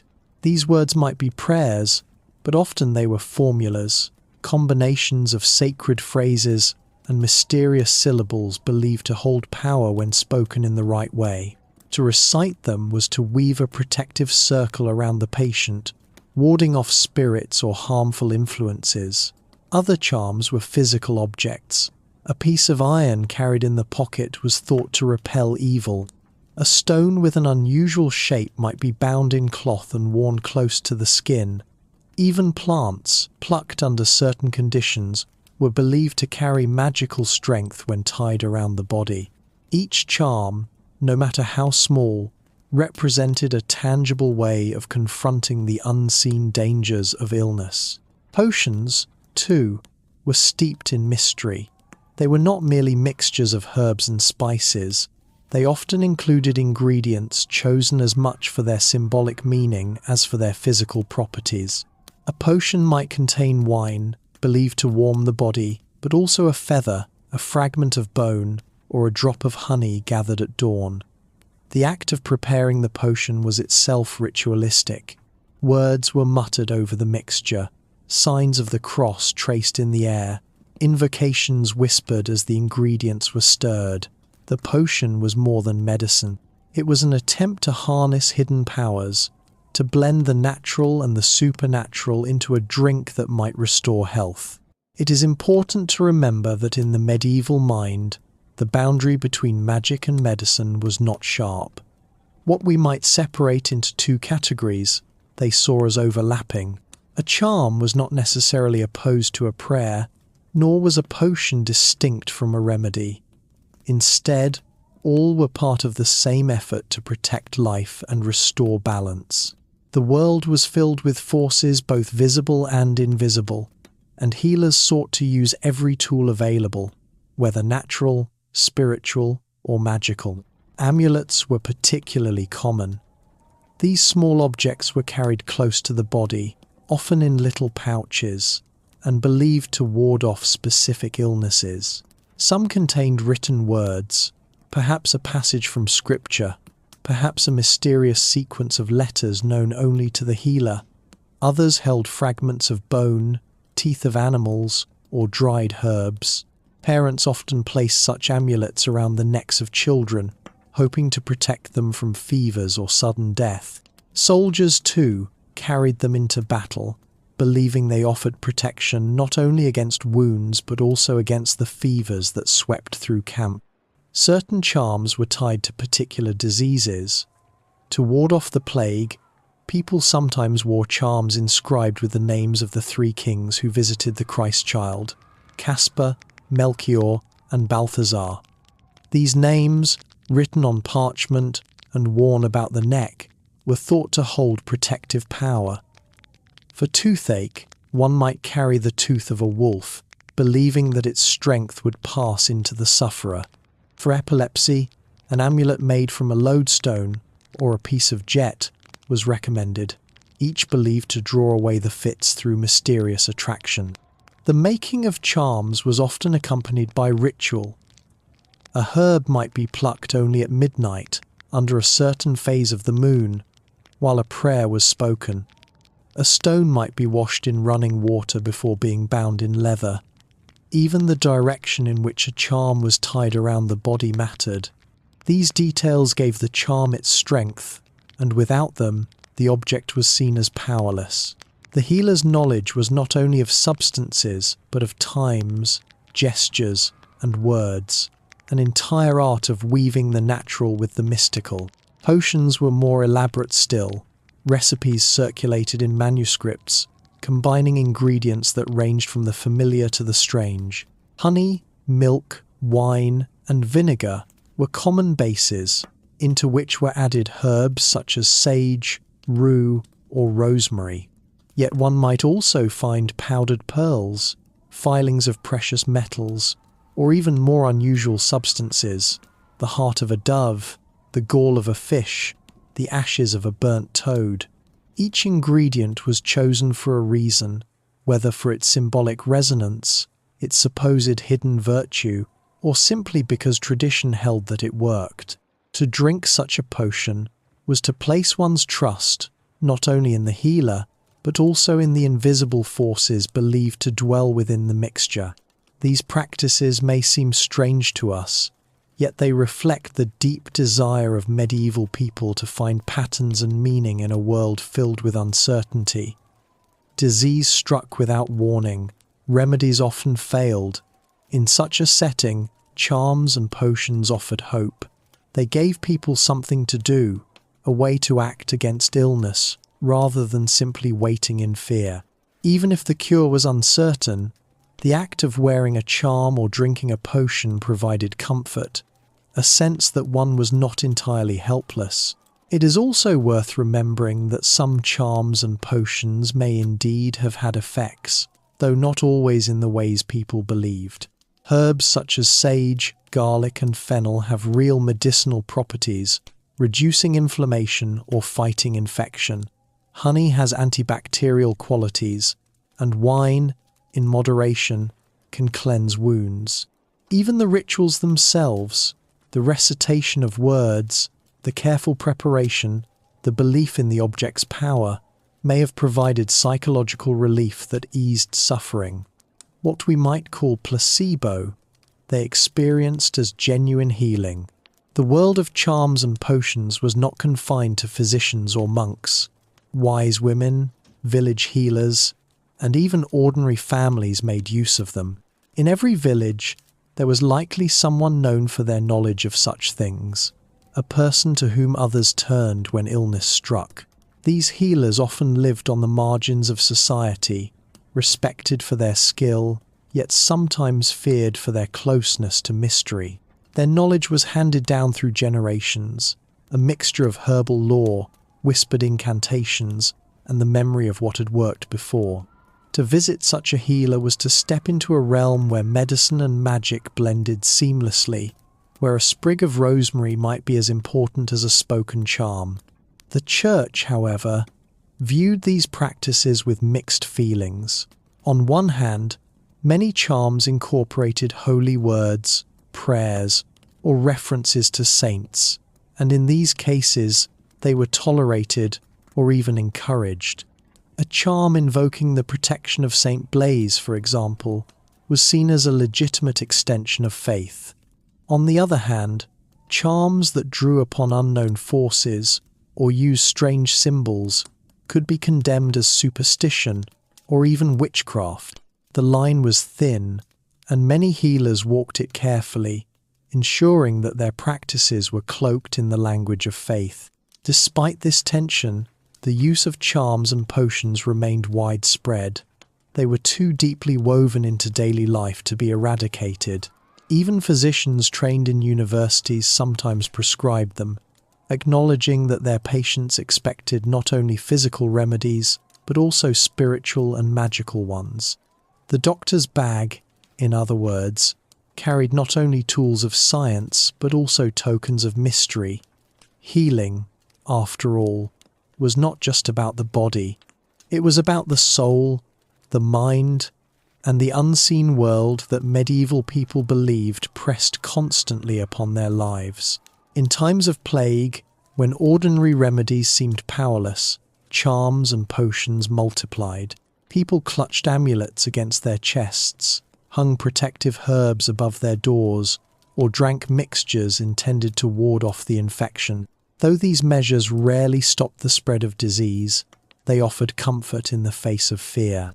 To die with a charm around one's neck was to believe that one had done everything possible, that one had sought not only earthly but also heavenly protection. And so, when we picture the medieval healer, it is worth imagining not only the scalpel and the leech, but also the small worn pouch of charms, the vial of fragrant potion, the whispered words spoken over the sickbed. These were as much a part of healing as any operation or prayer. They remind us that medicine has always been more than the body.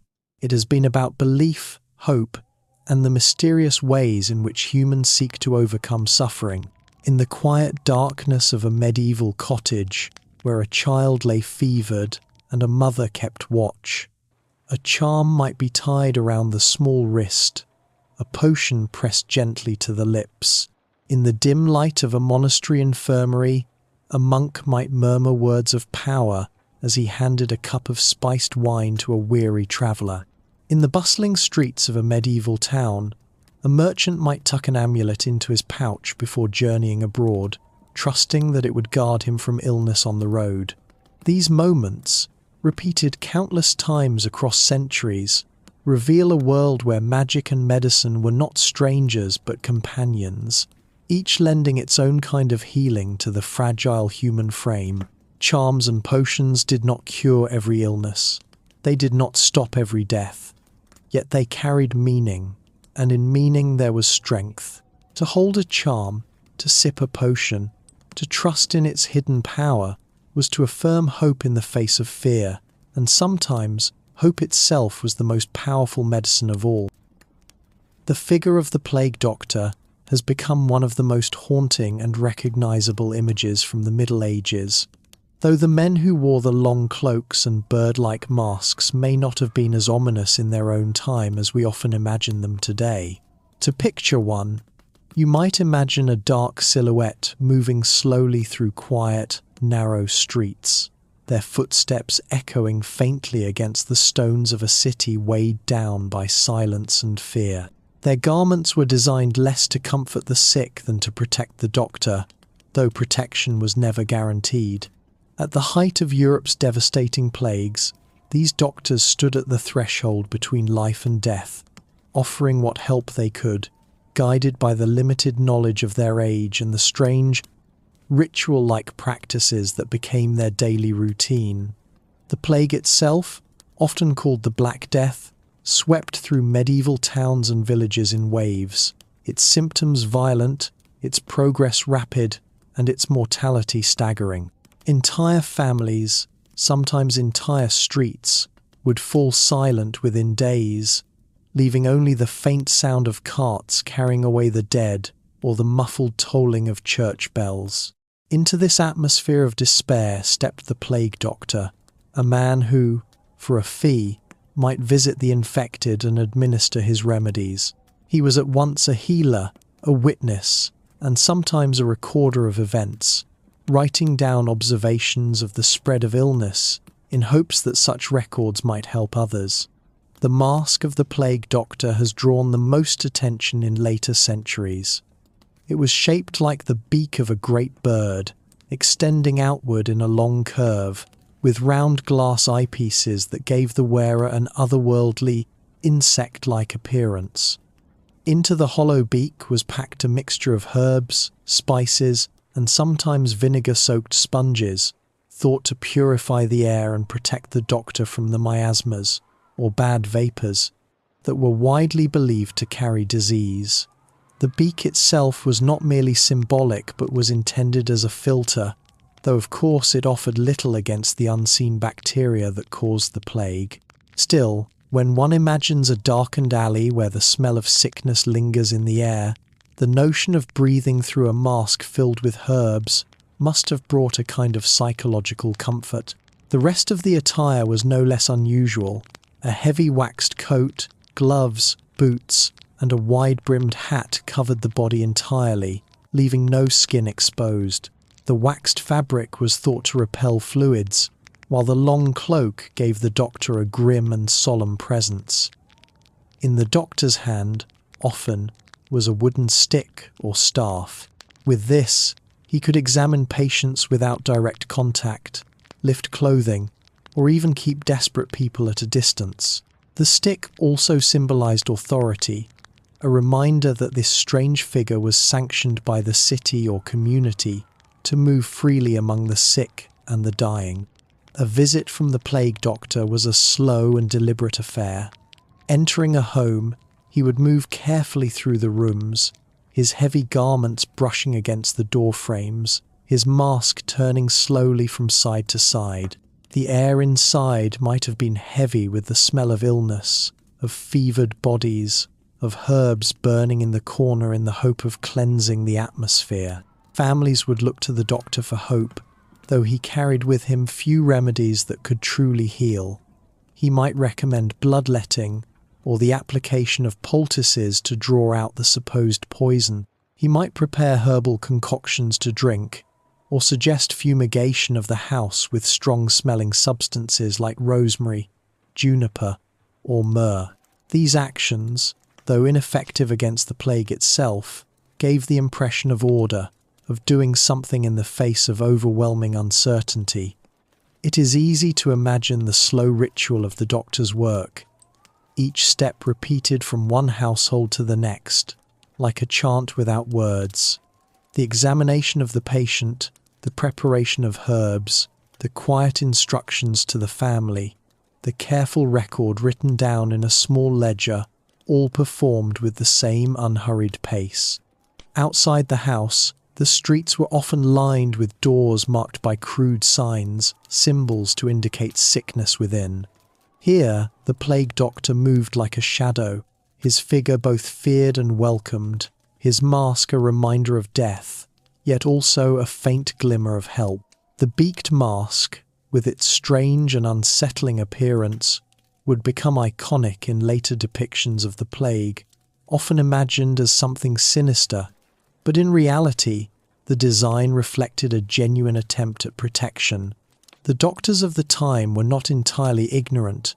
They worked within the framework of the knowledge available to them. The theory of miasma, that foul air carried disease, had long guided medical thought. The herbs stuffed into the beak, lavender, mint, camphor, and cloves among them, were chosen for their strong scents, believed to counteract the invisible poison in the air. In a world without an understanding of bacteria or contagion as we know it, this was not a foolish idea, but rather a practical step built on the science of the age. Though often seen as figures of medicine, plague doctors were not always highly trained. In some places, they were professionals hired by the city to serve during times of crisis. In others, they were men with limited training who accepted the dangerous role for the promise of pay, often with the added incentive that they would receive wages even if they died. Some were scholars, some were barbers or surgeons, and some were merely willing to step into the role when others would not. Their duties included not only tending to the sick, but also recording deaths, witnessing wills, and keeping track of the spread of illness. In this way, they became both medical workers and civic officials, guardians of a society struggling to endure. The life of a plague doctor was marked by constant exposure to danger. Their heavy garments must have been suffocating in the heat of summer, and the mask's narrow vision limited their sight, turning the world into a series of blurred shapes through glass lenses. The scent of the herbs might have dulled the odours of sickness, but the reality of suffering was always close at hand. Every visit was a step into uncertainty, and many plague doctors themselves fell ill and died. Yet still they walked, remedy by remedy, house by house, driven by duty, by necessity, or perhaps by the faint hope that their presence offered comfort in a time of despair. Imagine the rhythm of their days.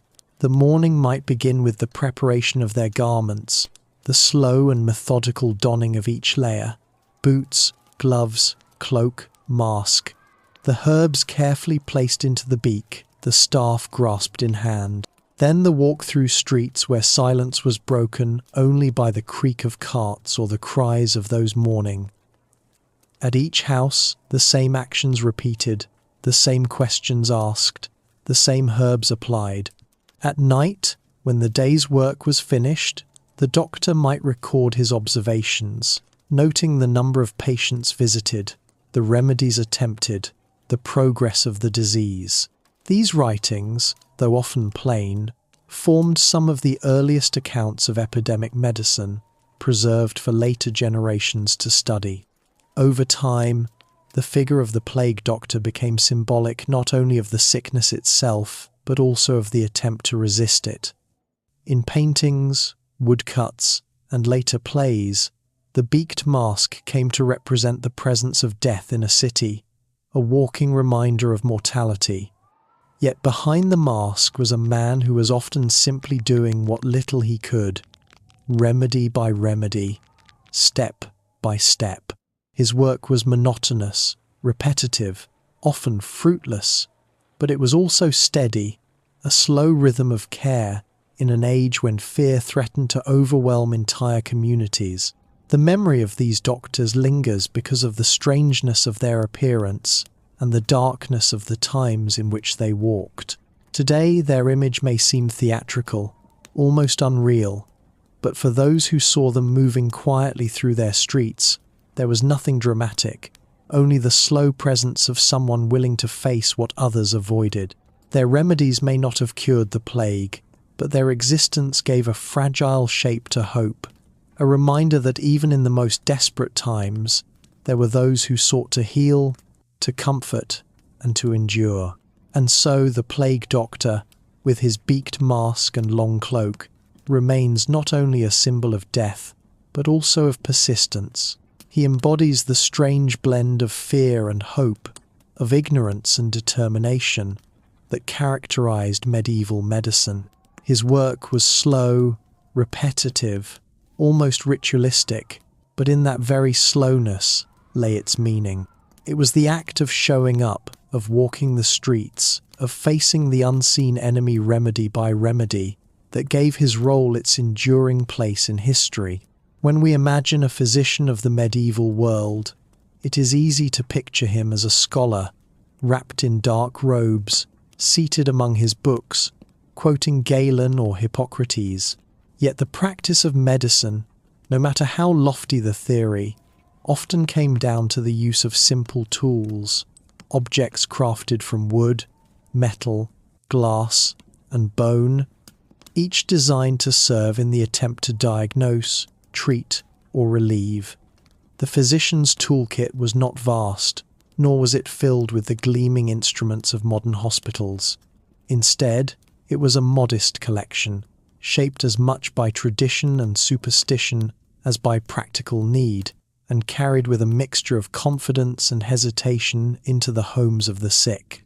To explore this toolkit is to see medicine not as a distant abstraction, but as something tactile, physical, bound up in the slow rituals of touch, of sight, of listening, of cutting and healing.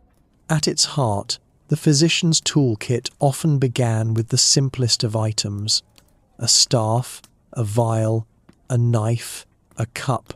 The staff might not be an instrument in the modern sense, but it signified authority, much like the plague doctor's stick. The vials contained powders, herbs, oils, or tinctures, carefully measured, believed to hold the power to cleanse or to balance. Knives were used not only for surgery, but also for bloodletting, one of the most common practices. Cups, sometimes of glass or horn, were tools for cupping, for drawing blood, or for mixing remedies. Each object carried not only a purpose but also a weight of tradition, often handed down through generations of healers, their shapes refined by use, their presence as much symbolic as practical. The most important and frequently used tools were those for bloodletting. Physicians of the time firmly believed that illness arose from imbalances of the four humours: blood, phlegm, black bile, and yellow bile. To correct such imbalances, it was thought necessary to remove excess, and so bloodletting became one of the most common remedies. For this, physicians employed lancets, small sharp knives, or fleams, which could be folded into their handles like pocket knives. These instruments were carried carefully, sometimes in decorated cases, as much a part of the physician's identity as his robe or his book. With them, he would open a vein, letting the blood flow into a bowl, watching the colour and consistency, and judging from its appearance what the state of the patient might be. Alongside the lancets were cupping vessels. These could be simple glass cups, sometimes heated before being placed on the skin, so that the cooling air would draw the flesh upward, leaving dark circular marks. The process was thought to draw out the bad humours or poisons from the body. In some cases, small incisions would be made first, and the cups would then be used to draw blood directly, a combination of methods meant to cleanse the system more thoroughly. The sight of these cups, lined carefully in the physician's bag, ready to be heated and applied, would have been familiar to patients across Europe and the Middle East, a visible sign of the doctor's craft. Another key instrument was the cautery iron. Heated in fire until glowing red, this was used to seal wounds, to stop bleeding, or to burn away diseased tissue. The very idea of cauterization may sound brutal to us now, but in a world without effective antiseptics or antibiotics, it was sometimes the only way to prevent further harm. The physician would place the iron carefully, pressing it to the wound with steady hands, the smell of scorched flesh filling the air. It was an instrument of last resort, yet it was carried with reverence, for it held the power to save when nothing else could. The physician's toolkit also contained instruments for more delicate work. Small probes, fashioned from metal or bone, were used to explore wounds or to remove foreign objects. Forceps, though crude by modern standards, allowed the extraction of splinters, arrowheads, or teeth. Scalpels, with narrow blades, permitted incisions for draining abscesses or performing minor surgeries. Each instrument had its place. Each was maintained with care, often polished and kept in leather rolls or wooden boxes. A physician's tools were not many, but they were sufficient for the tasks that medicine of the time demanded. In addition to cutting instruments, physicians carried items for diagnosis. One of the most curious was the urine flask, a glass vessel with a rounded bottom and narrow neck, designed to hold a patient's urine for examination. Uroscopy, the study of urine, was considered a central diagnostic method. The physician would hold the flask up to the light, studying the color, the clarity, the sediments that settled within. Charts existed to guide interpretation. A pale urine might suggest one imbalance, a reddish one another. To the medieval physician, this was not guesswork but a system, grounded in the humoral theory and refined through centuries of practice. The flask was therefore as important a tool as any knife, and the sight of a doctor holding one up to a window was an emblem of medicine itself. Closely linked with this were the physician's books and astrological charts. Though not tools in the physical sense, they were no less central to his practice. A physician would often carry a small portable volume of remedies, recipes for ointments and potions, instructions for the timing of bloodletting, notes on the alignment of the stars. Astrology was thought to influence health, and so a physician might consult a chart before beginning a treatment, ensuring that the heavens themselves were favourable. A knife or a flask might be used in the hand, but the book was a tool of the mind, guiding every decision. Among the more curious instruments were trepanation drills, designed for boring small holes into the skull. Though rare, trepanation was practiced when physicians believed that spirits or humours needed release from the head. The drills were simple, hand-turned devices, requiring patience and precision. To see one in a physician's toolkit was to recognize both the ambition and the limits of medieval medicine, the willingness to attempt delicate operations, even without a full understanding of the risks involved. Herbs and ointments, though not tools in themselves, were carried as essential companions to the physician's instruments. Small boxes, pouches, or vials contained dried leaves, powders, and resins. Mortars and pestles, sometimes made of bronze or stone, were used to grind and mix these substances. The toolkit was thus both surgical and pharmaceutical, combining the cutting of the knife with the soothing of the salve. A physician might carry rose oil for cooling, vinegar for cleansing, or honey for dressing wounds, each remedy carefully chosen from a long tradition of practice. To open a physician's bag, then, was to see a world of both science and ritual, the glint of polished metal, the rounded curves of glass flasks, the earthy smell of herbs, the folded pages of worn books. All these objects together created the image of a healer prepared for whatever he might face. Yet there was also a certain simplicity, a sparseness to the collection. Unlike modern hospitals, where instruments are specialized and abundant, the medieval physician carried only what was essential, what centuries of custom had refined. Each tool was multi-purpose, adaptable, used again and again in different ways. The act of using these tools was as ritualistic as their presence.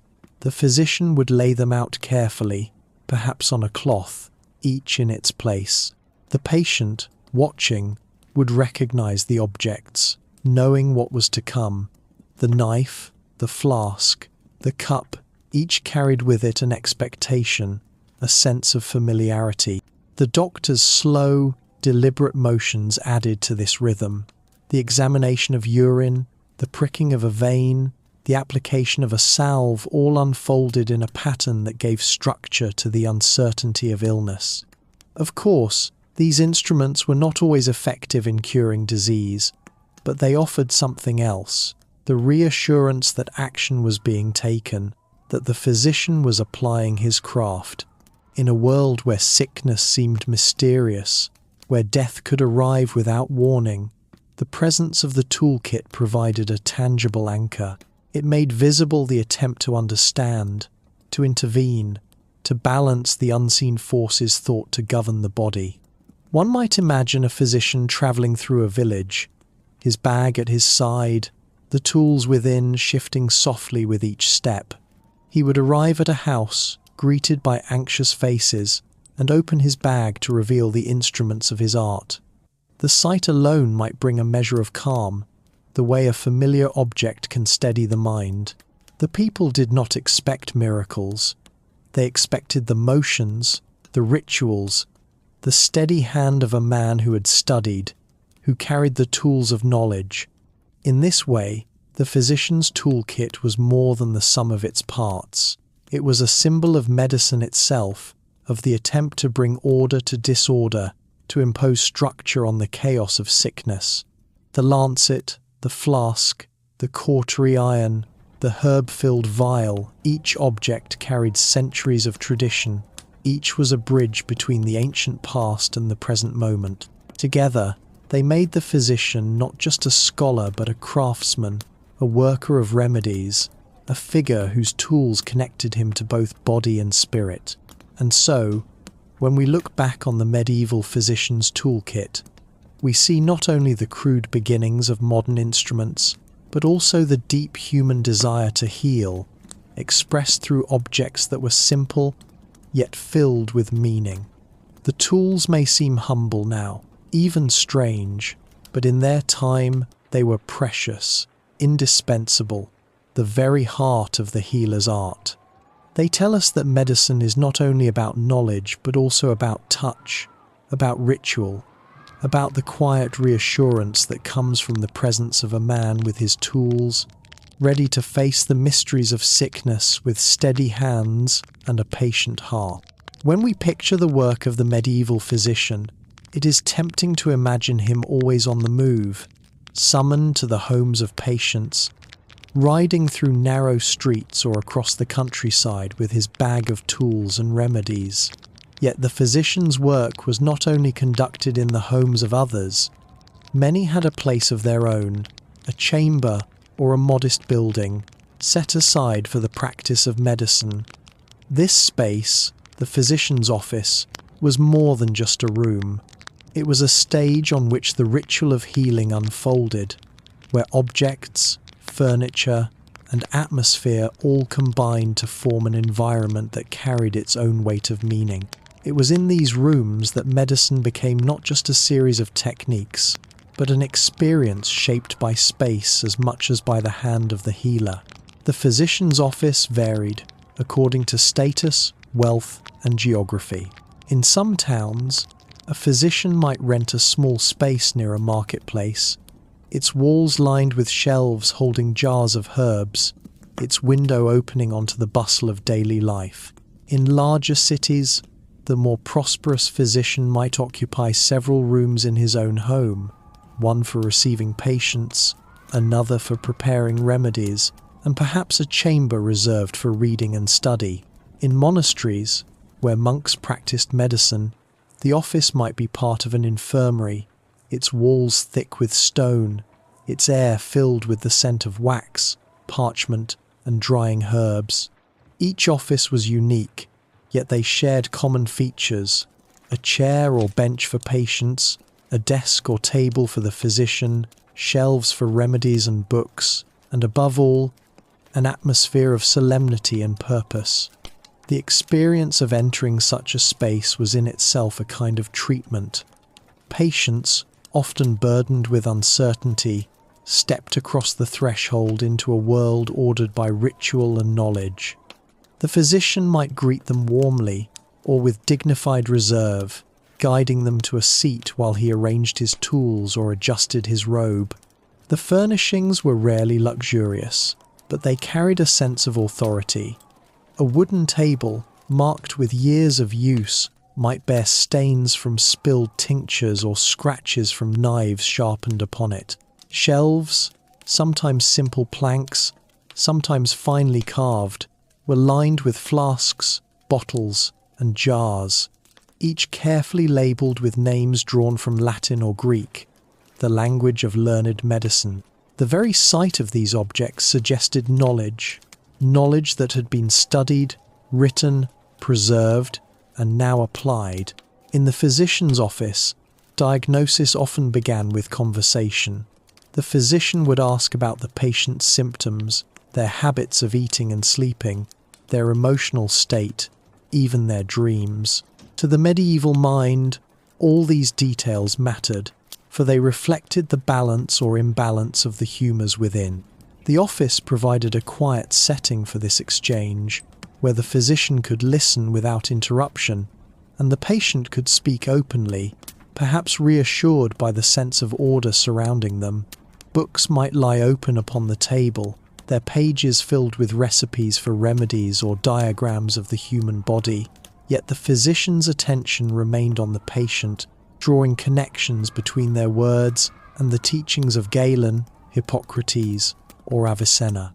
Once the conversation had ended, the tools of diagnosis were brought into play. Most central was the urine flask, often held up to the light filtering through a small window. The physician's office, with its controlled space, allowed for careful observation. Light mattered greatly, and a physician might arrange his chair so that he could study the colour of the urine against the daylight. He might swirl the liquid gently, noting sediments, clarity, and hue, then compare what he saw to charts committed to memory. The patient watched as the doctor held the glass, a gesture so familiar in medieval art that it became a symbol of medicine itself. In this quiet ritual, the office became a stage upon which knowledge appeared almost magical, transforming a humble liquid into a guide for diagnosis. The physician might also take the patient's pulse, another practice inherited from antiquity. With steady fingers, he placed his hand upon the wrist, counting rhythm and strength. The silence of the office was well suited for this practice, allowing the physician to concentrate on the subtle movements beneath the skin. To the patient, this simple act of touch might carry reassurance, a physical connection that confirmed the doctor's attention and care. Here too, the space of the office shaped the experience. The stillness, the ordered furnishings, the smell of herbs, all combined to focus attention on the act of healing. When treatment was prescribed, the physician's office transformed into a place of preparation. A mortar and pestle might be brought forth, and herbs ground with steady, deliberate strokes. The sound of stone against stone, or bronze against wood, filled the air. Powders were measured, oils poured, honey mixed with vinegar or wine. These acts were not hurried but performed with a sense of ritual, as if each mixture required patience and care to awaken its power. Shelves of ingredients were drawn upon dried rosemary, sage, or thyme for cleansing, opium poppy for easing pain, myrrh and frankincense for wounds, vinegar for purifying. The office became not only a place of consultation but also of craft, where medicine was compounded before the patient's eyes. At times, minor procedures were performed within the office itself. A lancet might be drawn from its case, cleaned with wine, and prepared for bloodletting. A basin was placed on the table, and the patient's arm extended. The physician, with practiced precision, opened a vein, watching as the blood flowed, stopping at the measure he deemed correct. The basin, filled, was set aside, and the wound bound with cloth. Such scenes, though routine, carried gravity, for they enacted the very principles of humoral medicine within the confines of the physician's room. The office, with its privacy and controlled environment, was the perfect stage for these acts. Cupping, too, might take place in the office. Heated glass cups were applied to the skin, drawing blood to the surface, leaving marks that might linger for days. The physician's office offered the stillness and privacy needed for such treatments, where the hiss of heated air escaping from cups could be heard, and the patient could lie quietly while the doctor worked. To the onlooker, the office was not only a workplace but a theatre of healing, where gestures, tools, and rituals created a drama of restoration. Books occupied a central place in these rooms, often more than tools or remedies themselves. A physician's office was a library as much as a surgery. Volumes of Galen, Hippocrates, Avicenna's Canon of Medicine, and later commentaries stood upon shelves or lay open upon desks. Margins were filled with notes, recipes, and corrections, each physician adding his own layer to the accumulated wisdom of centuries. To sit in such a room was to feel the weight of tradition pressing close, as though the walls themselves echoed with voices of the past. The patient, seeing these books, understood that their doctor was not merely a man of practical skill but a scholar, a custodian of ancient knowledge. The office also held objects of devotion, for medicine in the medieval world was never separate from faith. A crucifix might hang upon the wall, a candle might burn near an image of a saint associated with healing. Prayers could be offered before or after treatment, seeking divine favour to accompany human effort. In this way, the physician's office became a liminal space where science and faith met, where the act of healing was both practical and spiritual. The patient might leave not only with a salve or a potion, but with the comfort of having been remembered in prayer. The atmosphere of the physician's office was as important as its objects. Light filtered through small windows, sometimes softened by shutters or cloth. The smell of herbs, resins, and oils mingled with the faint metallic scent of blood or the smoky tang of heated cautery irons.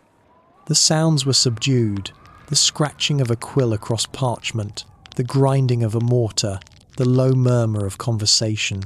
All these sensations combined to create an environment distinct from the world outside, a place where illness was acknowledged, confronted, and treated. For those who could not afford a physician, such spaces might never be seen, and healing would be sought instead from folk healers or through home remedies. But for those with means, to enter the physician's office was to step into a world marked by learning and ritual. It was a space that embodied the authority of medicine, where objects, words, and gestures worked together to produce the sense of healing. Whether or not the cure itself was effective, the physician's office also reflected the social status of the doctor. A prosperous physician's rooms might be richly appointed, with carved furniture, glazed flasks, and finely bound books, signalling wealth and refinement. A poorer doctor's office might be little more than a bare chamber with a table, a chair, and a few jars of herbs. Yet in both cases, the space carried significance. It was not simply a room but a manifestation of the physician's identity, his role as mediator between sickness and health. Over time, these offices evolved, influenced by new knowledge, new instruments, and changing expectations. By the late Middle Ages and into the Renaissance, they began to resemble more closely the study of a scholar, filled with books, globes, and anatomical drawings. But at their core, they remained spaces of healing, where the presence of the physician and the arrangement of his tools created an environment set apart from the ordinary, a place where the mysteries of the body were addressed with solemn care. To imagine the medieval physician's office, then, is to see more than a collection of furniture and tools.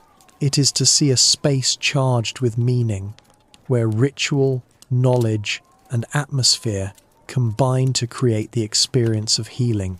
The patient's journey into this room was not only a visit to a man of learning, but a passage into a carefully crafted world, where order was imposed on illness, and where the hope of recovery was nurtured through space as much as through medicine. In these rooms, we see the essence of medieval medicine, not merely the theories of humours, not only the instruments of bloodletting, but the human effort to create an environment where sickness might be confronted and comfort might be offered.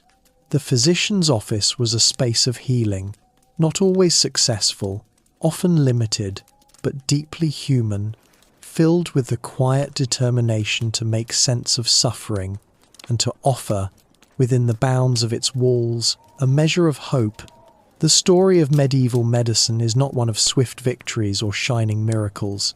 It is, instead, a story of persistence, of trial and error, of hope carried quietly from one generation to the next. As we move toward the close of this long journey, it is worth pausing, letting our thoughts rest as though we are seated in a quiet cloister, the candles flickering low, and the world of centuries past spreading gently before us. We have walked through chambers of healing, through gardens of herbs, through spaces filled with prayer, and streets shadowed by plague. And now we sit with what it all might mean, with what it teaches us, not just about medicine, but about people, their struggles, their hopes, and their unshakable will to survive. The medieval physician, whether learned in Latin texts or schooled only by tradition, lived with a sense of uncertainty that we, in the modern world, can scarcely imagine. For them, the body was a mystery, the invisible workings of health and illness, as hidden as the stars behind a cloudy night sky. Blood, bile, phlegm, and black bile. These were the four humours that were said to govern the body, and yet even these ideas were but attempts to name and shape something that remained elusive. Doctors and healers operated within frameworks that were both limited and imaginative. They turned to what they knew, the blood that flowed when a vein was cut, the plants that grew in the meadows, the rituals whispered by elders, the prayers sung in churches. Each remedy, whether it was the drawing of blood, the application of leeches, or the steeping of herbs, carried with it not only an attempt at healing but also a kind of story. These remedies were stories told to the sick, stories that illness could be drawn away, that suffering could be lessened, that God might intervene, or that a potion might realign what had gone astray. And in those stories, patients often found comfort, even if the cure itself brought little physical relief. The act of being treated, of having one's pain acknowledged and one's suffering tended to, could itself offer a kind of quiet healing. When we think of medieval doctors, we might be tempted to picture only their failures, the crude surgeries, the risky amputations, the strange potions, but we might also think of their persistence. In times when plagues swept entire towns, when wounds from war threatened lives, when childbirth was perilous, and when ordinary illnesses could turn fatal, doctors and healers stepped forward. They stepped forward often without certainty, but rarely without trying. To live in a time when medical knowledge was so limited meant accepting that death was near. Yet to practice medicine in such a time meant choosing, again and again, to face that reality with whatever tools, prayers, or rituals one had at hand. The image of the plague doctor, with his long beaked mask, is perhaps the most haunting emblem of medieval medicine. It is a symbol both of fear and of care. To wear that mask was to admit that disease was terrifying, invisible, and deadly. But it was also to admit that someone still dared to walk among the sick. Behind that mask was a physician or healer who chose to step into homes where death lingered in the air, who chose to offer remedies, however limited, and who carried with him the faint hope that survival might yet be possible. Even if his methods seem ineffective to us now, the courage and persistence of his presence should not be forgotten. And then there were the gardens, where herbs grew in neat rows, their scents drifting in the wind. These were spaces of quiet, where remedies were gathered leaf by leaf, flower by flower. A sprig of sage, a root of valerian, a handful of mint, each of these carried associations of healing. They were not perfect cures, but many did bring relief, soothing pain, calming fevers, helping sleep. The herbalist's garden was a place where medicine and nature met in their simplest forms. Today, we can still see in such practices the early threads of what would later become pharmacology. The careful observation of how plants affected the body was one of the first steps toward the more precise medicines we know today. There were also rituals, charms whispered, prayers spoken, relics touched. To modern eyes, these may seem far from medicine, but for the medieval patient, they carried meaning. To believe that a saint could intercede, or that a prayer might draw down divine healing, was to find hope in moments of despair. And hope itself can be a medicine, one that quiets the heart and steadies the mind. In many cases, it may have been this sense of hope, this reassurance, that helped patients endure what their bodies could not yet overcome. The physician's tools, from the simple lancet to the cauterizing iron, tell another part of the story. They were crude, yes, but they were also crafted with intention. To hold such tools was to embody the role of healer, to signal to the patient that their suffering was being met with effort and care. Even the most basic toolkit was a symbol of a doctor's purpose, a reminder that healing was a task taken seriously, even when the outcome was uncertain. The spaces of healing, the physician's office, the monastery infirmary, the quiet corner of a home, were not merely physical settings. They were places where illness was acknowledged, where suffering was brought into the open, and where care was offered. The physician's office, with its shelves of jars and bundles of dried herbs, might seem bare compared to a modern hospital, yet it carried with it the weight of intention. It was a space where the sick could come and be seen, where their pain could be met with the ritual of examination and remedy. In those spaces, healing was not always achieved, but the act of seeking it was always honored. As we reflect on these practices, it is easy to see their limitations, their strangeness, even their dangers. Yet, it is also important to see the humanity woven into them. Medicine, in any age, is never just about techniques and knowledge. It is also about care, about the effort to relieve suffering, about the courage to face illness. In medieval times, this humanity shone through even when knowledge faltered. Doctors and healers may not have understood the causes of disease, but they did understand that people suffered, and that suffering deserved response. What lessons can we take from their world? Perhaps the first is humility. For all our modern knowledge, medicine is still, in many ways, a field of mystery. We may not speak of humours or charms, but we still search for cures. We still face illnesses that confound us, and we still walk the line between hope and uncertainty. The medieval doctor reminds us that medicine is always, at its heart, a human endeavour, marked by persistence and care, even when certainty is absent. Another lesson is patience. The remedies of medieval times were often slow herbs steeped in water, wounds tended day by day, prayers repeated over long vigils. Healing was not expected to be quick. Patients endured, and healers stayed with them through that endurance. In a world that now seeks instant solutions, there may be wisdom in remembering that healing often requires time, gentleness, and steady care. And perhaps the greatest lesson is compassion. Beneath every strange practice, beneath every superstition, there was the same impulse we know today, the desire to help, to ease pain, to stand with those who suffer. Whether through a bloodletting procedure, a whispered charm, or a simple cup of herb-infused broth, medieval doctors offered what they could. In their own way, they embodied the truth that healing is not only about curing, but about caring. As we leave behind this long journey through medieval medicine, we might imagine one final scene. A patient lies in a small, dim room. Their body is weak, their breathing uneven.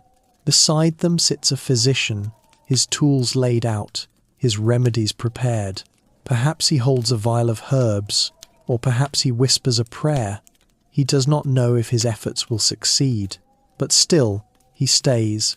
He offers his presence, his persistence, his care. In that quiet act, across the centuries, we see the heart of medicine, the story of how medieval doctors survived their strange medical practices. Is not a tale of brilliance or triumph. It is a tale of endurance, of hope carried remedy by remedy. It is a reminder that healing has always been as much about compassion as about knowledge, as much about the act of caring as about the outcome of the cure. And though centuries have passed, though tools have changed and knowledge has expanded, that truth remains unchanged. And now, dear listener, let your thoughts rest. Let the weight of the past drift away like smoke from a candle. May your night be calm, your sleep deep, and your dreams gentle. Good night.